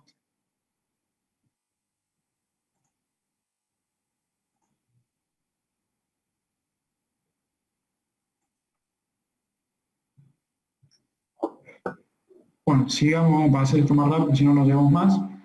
Esto ya lo habíamos visto un poquito también en la clase anterior, ¿sí? Cómo era el cableado en general, ¿sí? Acá estamos dentro de una estación transformadora, ¿sí? De 500 kilovolts, ¿sí? Fíjense, esto representa ¿qué cosa? El equipo en la playa. Comando. El comando. Esto representa un equipo, puede ser un seccionador, puede ser un interruptor, fíjense, ¿sí? Cada equipo tiene una caja de accionamiento, ¿sí? Pero fíjense, se recuerdan que cada equipo tiene una caja de accionamiento y a su vez los equipos están distanciados entre sí unos 8 metros generalmente, porque es la distancia entre fases en 500 kilovolts. Entonces yo necesito juntar todo ese cableado en lo que se denomina una caja de conjunción, ¿sí? Recuerden que voy a tener, los equipos son trifases, yo tengo 3 cajas de estas, ¿sí? Entonces yo lo que hago es, todo el cableado de esta caja lo llevo a la caja de conjunción y este también a la caja de conjunción. O sea que desde esta caja de conjunción, donde yo junto todas las señales de los 3 polos, voy a cablear y voy a llevar todos los cables al kiosco de playa, donde yo tengo, ¿qué cosa? Todos los tableros de protección y control, ¿sí? Y generalmente todo lo que es el vínculo entre el kiosco de playa y la sala de control se hace a través de fibra óptica, ¿sí? De fibra óptica voy a llevar las señales de comando, inclusive voy a recibir las señales de alarma, etcétera, desde el kiosco, ¿sí? Y luego a través de un sistema de comunicaciones voy a llevar, ¿sí? O voy a poder controlar esta estación transformadora, que es todo esto, yo lo voy a controlar desde un centro de control remoto, ¿sí? A través de un sistema de comunicaciones, que puede ser, por supuesto, un sistema, no sé, puede ser fibra óptica, puede ser OPGW, puede ser microondas, puede ser sistema de trampa de onda también, ¿sí? Pero en general la arquitectura de control es algo así, de esta forma, ¿sí?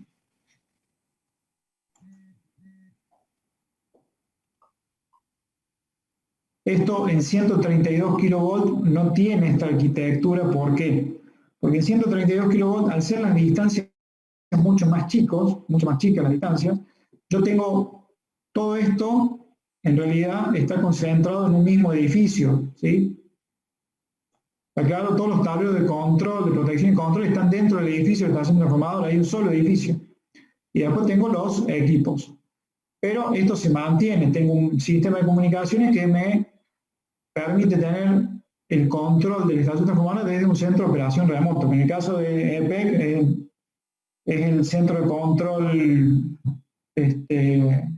provincial que está ahí al frente del hospital de urgencias, ¿sí? Que de hecho que se hace una visita ahora en la segunda mitad del año, que vamos a ver si la podemos llegar a hacer.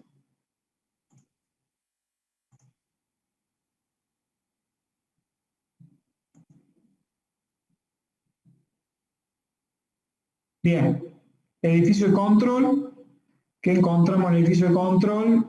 Se instalan los equipos de telecontrol y comunicación en las salas batería de 48 kW y tenemos generalmente las computadoras donde está instalado el SCADA de la estación, ¿sí? Que yo desde esa computadora yo puedo maniobrar todos los equipos de la estación, llámese los interruptores y los seccionadores.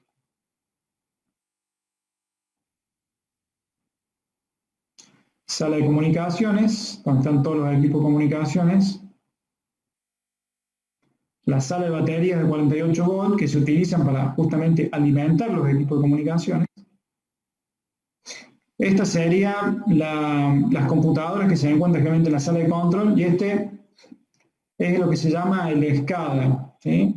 Que es un software que se utiliza para poder controlar la estación. En este caso se llama PLA porque es una SCADA de General Electric, se llama PowerLink Advantage, ¿sí?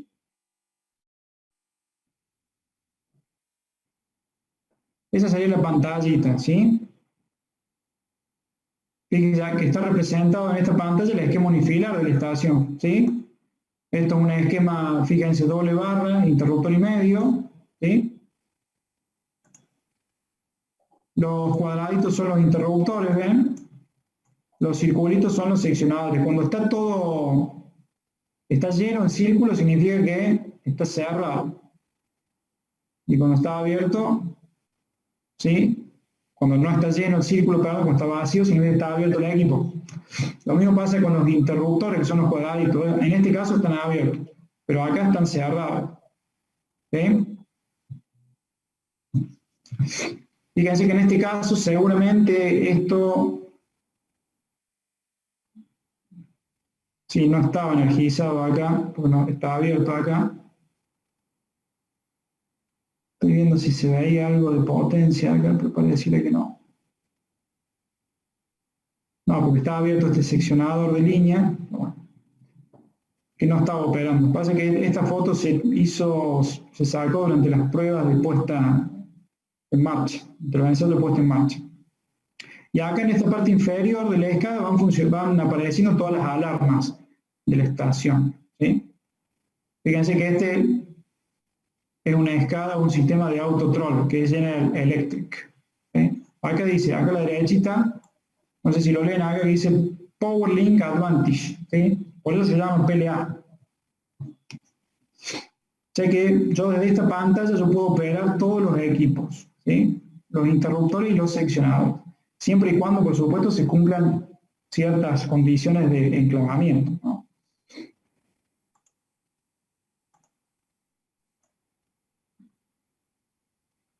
Bueno, recién ya les había comentado sobre la sala de batería de 48, la sala de comunicaciones. Este que ven ahí es el kiosco 00, que es el kiosco donde se generan todas las tensiones para hacer funcionar la estación, ¿sí? Fíjense que tenemos dos transformadores de servicios auxiliares, ¿sí? Estos transformadores de servicios auxiliares reciben en su primario un nivel de media tensión y en su secundario un nivel de baja, 220, 380, que alimenta, ¿sí?, todos unos tableros que se llaman tablero general de servicio auxiliar de corriente alterna, que se llama TG-SACA, y de esos tableros vamos a alimentar a su vez unos rectificadores, ¿sí? Y esos rectificadores los vamos a conectar con unas baterías, ¿sí? Y vamos a conectarlos a un tablero que se llama TG-SACA, que es el tablero general de servicio auxiliar de corriente continua, ¿sí? O sea que acá tenemos dos tableros muy importantes, que es el tablero general de alterna y el tablero general de continua. Y de acá vamos a alimentar todos los servicios auxiliares de la estación, ¿sí? Principalmente los tableros de alterna y continua que van a estar en cada kiosco, ¿sí? Dentro de cada kiosco hay un tablero, como si fuera un tablero seccional, tanto de alterna como de continua, que se va a alimentar desde las barras de estos dos tableros principales. Y acá lo que se ve es un banco de baterías, que puede ser de 110 volts o 220 volts de continuo. Y nunca va a faltar en una estación de 500 kV un grupo diésel. Por lo tanto, tenemos tres fuentes de alimentación posible: transformador 1, transformador 2 y grupo diésel. Si estamos alimentando desde el transformador 1 y en este transformador o perdemos la alimentación de este lado, vamos a alimentar toda esta barra desde el transformador 2. Si llegamos a perder la alimentación primaria de estos dos transformadores, lo que vamos a hacer es arrancar el grupo y mediante un sistema de transferencia se van a alimentar las barras esenciales de este tablero. Por supuesto que los cargadores de batería están alimentados desde las barras esenciales de este tablero. Ahí se ve una foto de cómo es por dentro un kiosco 00. Esa es una sala de baterías. En este caso eran de 220 volts. Ese es el grupo diésel, generalmente suele ser de 400 kVA o 150 kVA. Este sería un esquema topográfico de un tablero general de alterna, ¿sí? Hoy en día estos tableros se construyen bastante más grandes, bastante chico, porque suelen tener como 9 módulos hoy en día. Porque bueno, tras el cambio de filosofía, antes se instalaban unos interruptores que eran para riel DIN, ¿sí? Pero hoy en día ya se instalan todos interruptores compactos en caja moldeada, lo que hace que este tablero sea mucho más voluminoso. ¿Por qué el cambio de criterio ahí? Porque las corrientes de cortocircuito son bastante importantes y los interruptores para riel DIN no soportaban, digamos, esas corrientes de cortocircuito. Claro. ¿Por qué? Porque si vos tenés un transformador de 630 kVA, generalmente se usan transformadores de entre 630 kVA y 1 MVA, ¿sí? 1000 kilovoltios, ¿sí? Entonces, ¿qué corriente de cortocircuito tenemos en el secundario de un transformador de 630 kVA?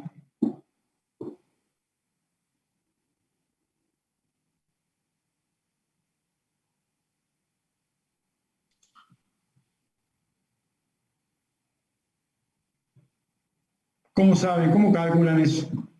¿Cómo dijo, 20 veces profe? la corriente nominal del transformador. Claro, si es de 4%, 5%.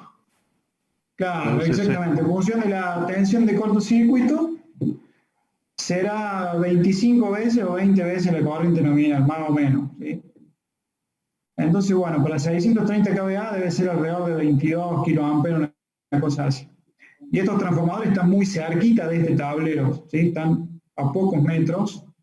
Y encima generalmente se vinculan a través de un ducto de barras, o sea que la corriente de cortocircuito se mantiene bastante alta. Y no hay interruptores para riel DIN que soporten corriente de cortocircuito tan altas. Entonces directamente Transenergia decidió, no, de ahora en más vamos a usar solamente interruptores compactos que realmente vienen hasta 70 kiloamperes o hasta 150, bueno, lo que quieran, digamos, ¿no?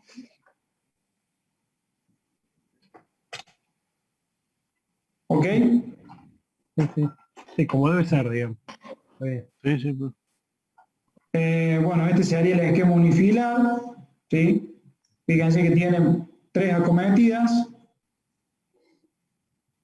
dos acometidas a través de transformadores auxiliares. Esto lo van a ver en todas las estaciones de 500 kV del país, tienen un esquema de un tablero general, generalmente es así.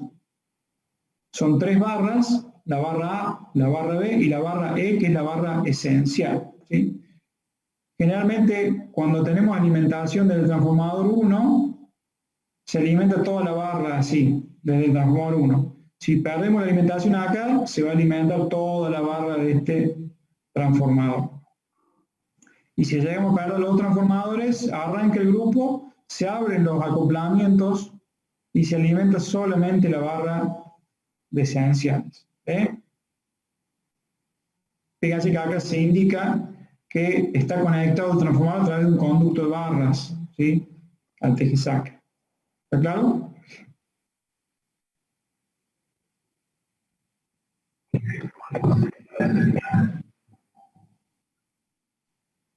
¿Cómo, perdón?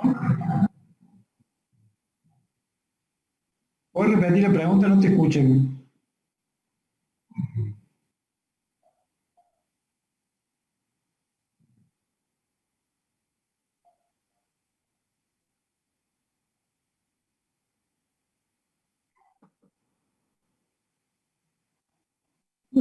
¿Cómo que parte de la ciudad? No entiendo.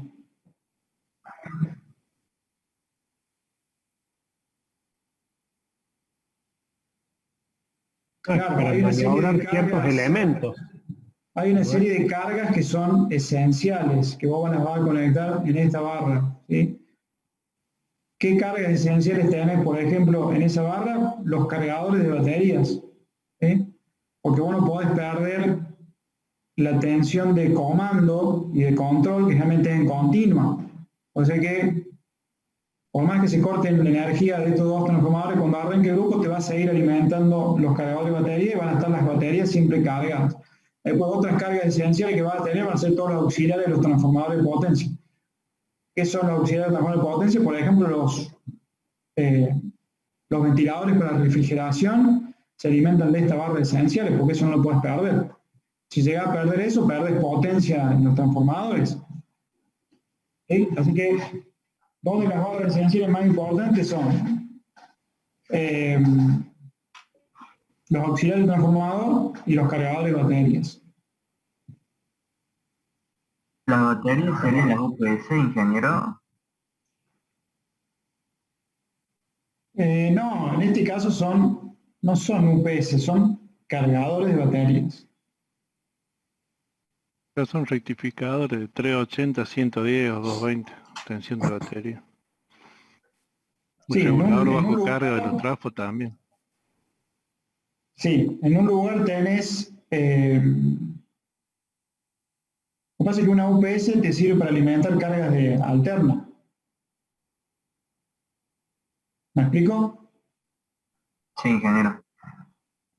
Vos cuando compras un UPS, cuando necesitas alimentar cargas de alterna, ¿sí? Entonces, la UPS te alimenta con alterna, te rectifica y después te lo vuelve a generar la alterna para tus cargas esenciales, pero esto es distinto en realidad.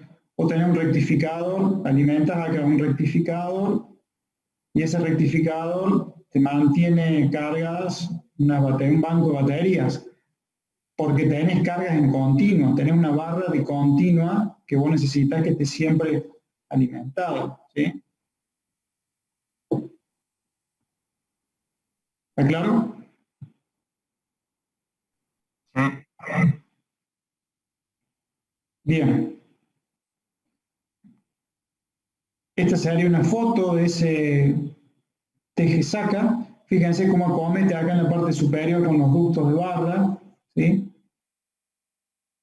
Estos son los interruptores de acoplamiento, ¿eh? Este y este son de acoplamiento y estos son los de acometida. Barra A, barra B acá, ¿sí? Y esta que se ve acá abajo es la barra E, la barra esencial es esta que está acá abajo. Pero fíjense que está todo muy comprimido acá. Entonces, después de que se construyeron estas estaciones, ya, bueno, se habrá construido en el año 2007, 2008, por ahí. Ya las próximas, ya los TG-SACA, estos tableros empezaron a ser bastante más grandes porque eran con interruptores compactos.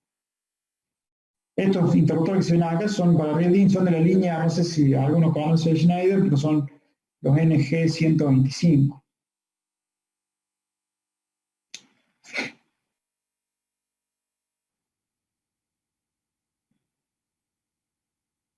Bueno, TG-SACA, que posee la lógica de transferencia, como te lo habías dicho.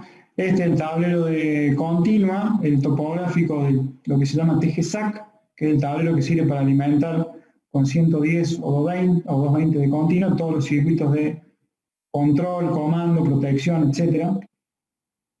Este sería aproximadamente un esquema unifilar.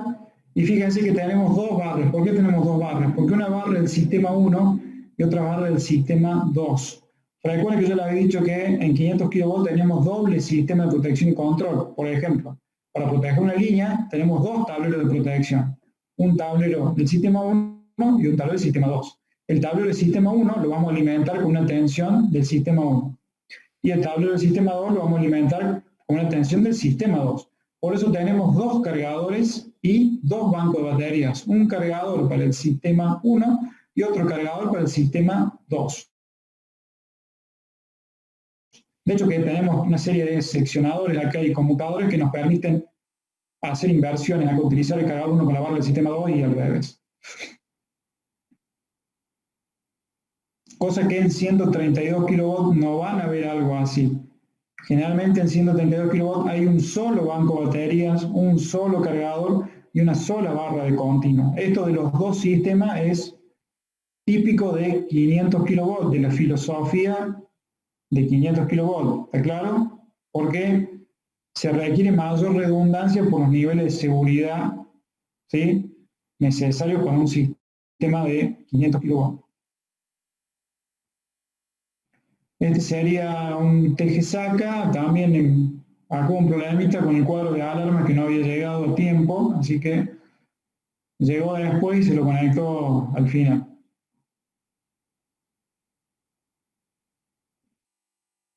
Estos son los dos cargadores de baterías, cargador para el sistema 1, para el sistema 2, que son rectificadores, ¿está claro?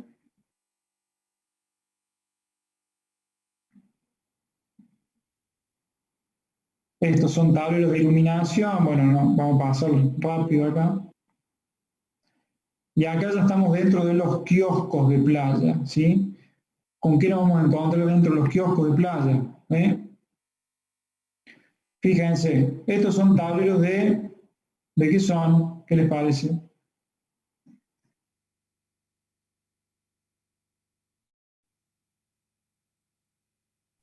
Fíjense que dice acá, ABB.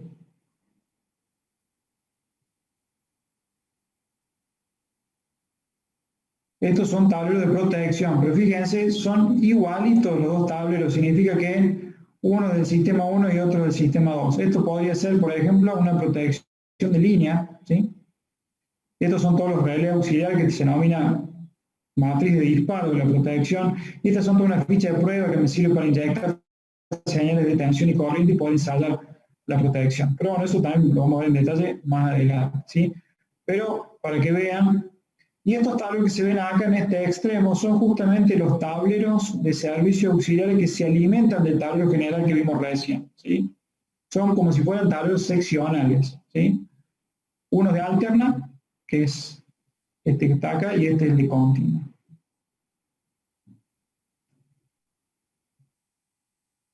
¿Por qué sé que este es el de alterna y este es el de continua? Porque el de continua, fíjense que tiene dos barras, una barra para el sistema 2 y otra barra para el sistema 1. Este tablero lo vamos a alimentar con tensiones de la barra del sistema 1 y este otro con tensiones de la barra del sistema 2. Todo esto son tableros de protección. Que pueden ser protección de línea, pueden ser protección de transformador, pueden ser, si por ejemplo, si en ese vano yo tengo un campo de línea y un campo de transformador, voy a tener dos tableros de protección de línea y dos tableros de protección de transformador. Si en la línea a su vez tengo reactores de línea, voy a tener también las protecciones de reactor de línea. Una para el sistema 1 y otra para el sistema 2. Sigamos. Al frente de esos tableros de protección tenemos este, por ejemplo, un tablero de control, ¿sí? ¿Para qué vamos a utilizar todas estas llavecitas del tablero de control? Bueno, muy pasando rápido acá. Este es el tablero, como les dije recién, de servicios auxiliares. Fíjense que tiene dos barras, la barra del sistema 1 y la barra del sistema 2. Y este es el de alterna, que tiene, por supuesto, una sola barra.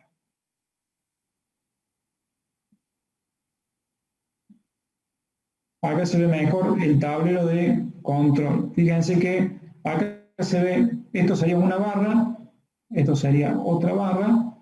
Acá salgo con un campo, ¿sí? Y acá salgo. Este es un campo transformador y este es un campo de línea, ¿sí? Y si yo quiero operar los equipos, yo lo puedo operar de estos predispositores. Con estas manijitas yo puedo operar los seccionadores y con estos cuadraditos puedo operar los interruptores. Ahora, por supuesto, para operar un interruptor no va a ser tan sencillo, voy a necesitar mirar este aparatito acá, que es un sincronoscopio, donde voy a estar mirando que las tensiones, ¿se acuerdan lo que vimos en la última clase, no? Para cerrar un interruptor yo me tengo que asegurar que la diferencia de fase entre las tensiones se anula, que las tensiones sean iguales y que las frecuencias sean iguales. En esas condiciones yo puedo cerrar el interruptor, ¿sí? ¿Está claro? Eso anularía el comando de control, digamos, lo podría hacer, lo estaría haciendo de manera manual, digamos, acá. De manera manual, generalmente no se hace así, sería, Claro. les diría que nunca se hace así, pero por las dudas está previsto hacerlo en una situación de ultra emergencia. Claro. Porque la realidad es que se puede hacer de aquel cierre, pero se hace con un verificador de sincronismo. ¿Sí? Yo lo hago manual, pero lo hago otra vez utilizando un verificador de sincronismo. Quiere decir que hay un aparatito que automáticamente hace esa verificación y habilita el cierre del interruptor, si se dan las condiciones. Acá tendría que ser en una condición que el verificador esté roto, no funcione, y yo sí o sí tenga que hacer la verificación acá a través de este sincronoscopio, ¿sí? De manera manual. Pero eso pueden pasar 20 años que no lo van a hacer nunca. De hecho que hemos ido a la ET Malvinas y una vez le preguntamos al operador cuántas veces cerró el interruptor manualmente y no lo había cerrado nunca. Y la ET Malvinas está en servicio de la década del 70, ¿sí? Para que se den una idea. Claro. Claro. Bien. Estos son tableros de relés auxiliares que sirven para repetir señales, ¿sí? Ya vamos a ver en detalle para qué se pueden usar esto, pero tienen relés que repiten señales básicamente, o sirven también para algunas lógicas de selección de tensiones. Tableros repartidores de cable, bueno, acá esto no está muy prolijo que digamos, porque hay una maraña de cables terrible. Pero básicamente estos tableros son como la interfase que hay entre la playa y el kiosco. Todos los cables de playa pasan por este tablero, que es como si fuera un tablero frontera, y de acá nos conectamos a los tableros ya de protección y control que están dentro del kiosco. Esto es el tablero, no es el de conjunción ese que decía, ¿no es cierto? No, El de conjunción está está en la plaza. Estos son los tableros de protección, ¿sí? Fíjense el detalle, que en realidad está separado lo que es control. El control está en este tablero. Yo acá controlo, abro y cierro equipos, ¿sí?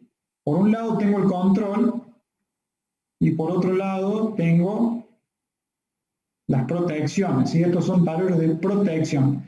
La tendencia actual es que los tableros sean de protección y control, ¿sí? Quiere decir que desde el tablero ese voy a tener IEDs o dispositivos electrónicos inteligentes que sirven para proteger, tienen funciones de protección, y a su vez esos IED también tienen funciones de control. Si yo quiero abrir y cerrar los equipos, me voy a un HMI que tiene ese IED, una pantallita que yo voy ahí y cierro y abro, puedo abrir y cerrar los equipos, los seccionadores y interruptores.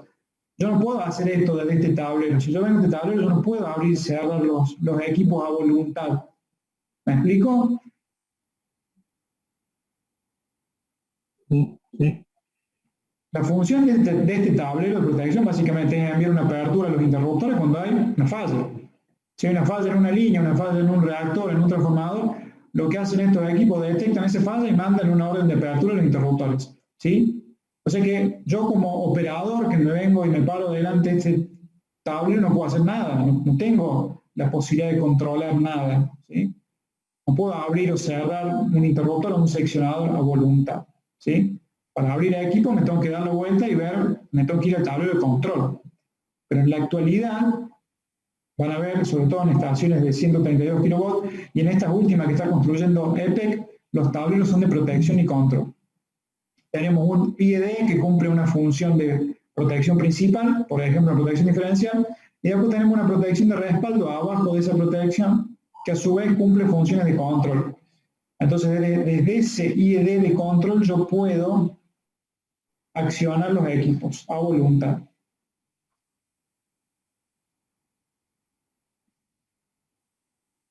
Y esto que tenemos acá es la famosa RTV, ¿sí? Que es como si fuera un PLC gigante con placas de entrada y salida que me sirve para realizar el telecontrol o telesupervisión de la estación, ¿sí? Todo esto, por ejemplo, son placas de entrada digitales, son todas estas, ¿sí? Todas placas de entrada digital. Quiere decir que todas las alarmas de los equipos y de los tableros yo las voy a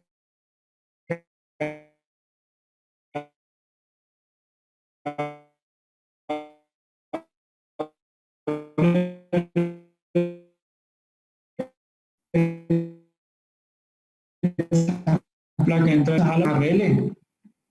Uy.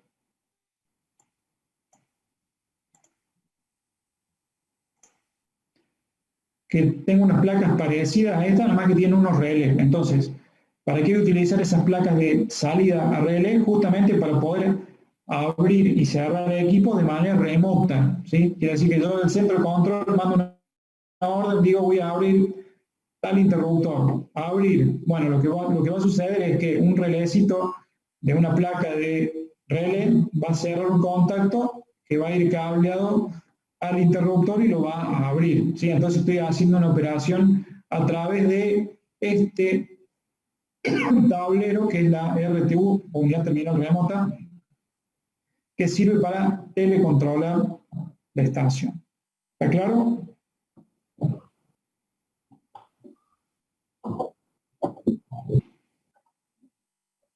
Esta es la última filmina de esta presentación. Me pareció interesante como una clase de introducción con esta presentación. Si tienen alguna duda, me comentan ahora, y si no, si tienen otra después, piénsenlo, lo vemos la clase que viene, no hay problema.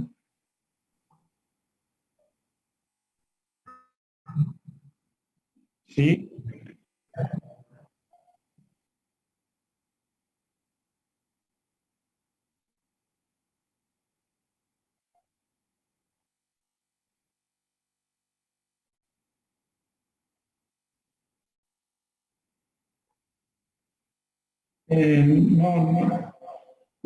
No está conectado a internet, esto es una red, no, es una red privada de Transener, digamos, no tiene una conexión a internet.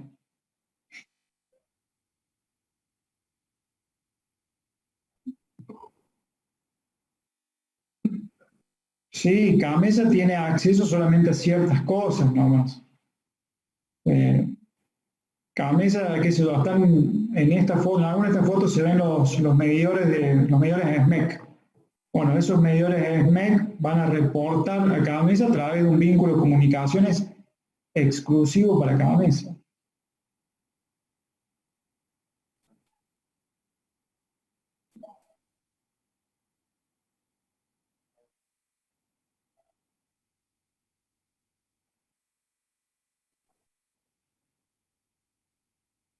Sí, no, pero este no es el caso. Todo esto es una red privada y exclusiva para Transener, digamos, pero no se puede controlar ni supervisar por internet. De hecho, que en realidad sí se puede supervisar por internet porque la gente que labora en Transener o en operaciones, en el celular puede ver los esquemas unifilares, pero puede supervisar, pero no puede controlar. Pues sería grave, digamos, si hay una falla de control, pero sí vos podés ver el estado, si hay una alarma, si están abiertos los equipos, están cerrados, ¿sí? O sea que podés hacer supervisión, pero no control.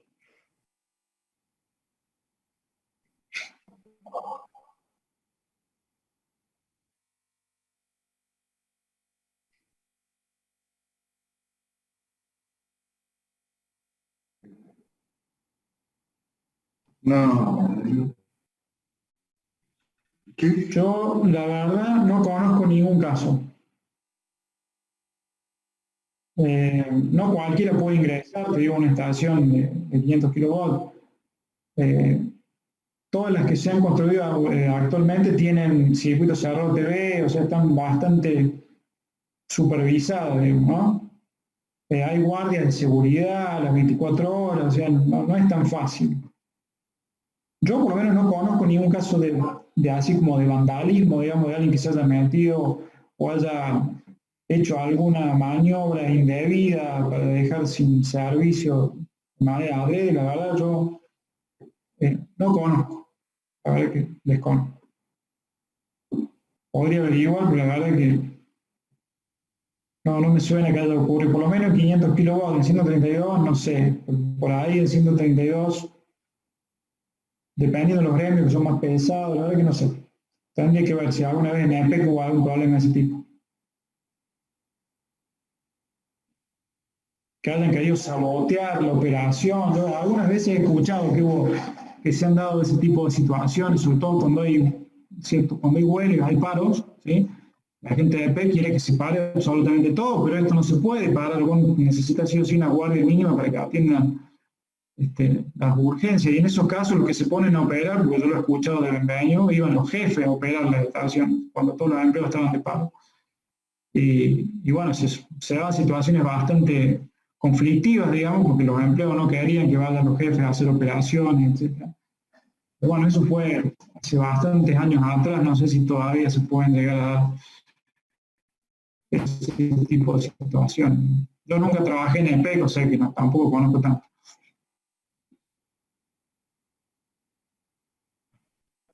Bueno,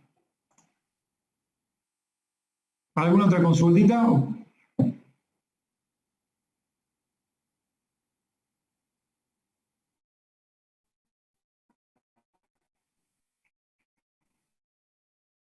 No, no, por mi parte no. Listo, entonces, y chicas, nos veremos en la próxima clase. Y ya saben, cualquier duda que tengan, la pueden ahí tirar en el grupo que lo vemos.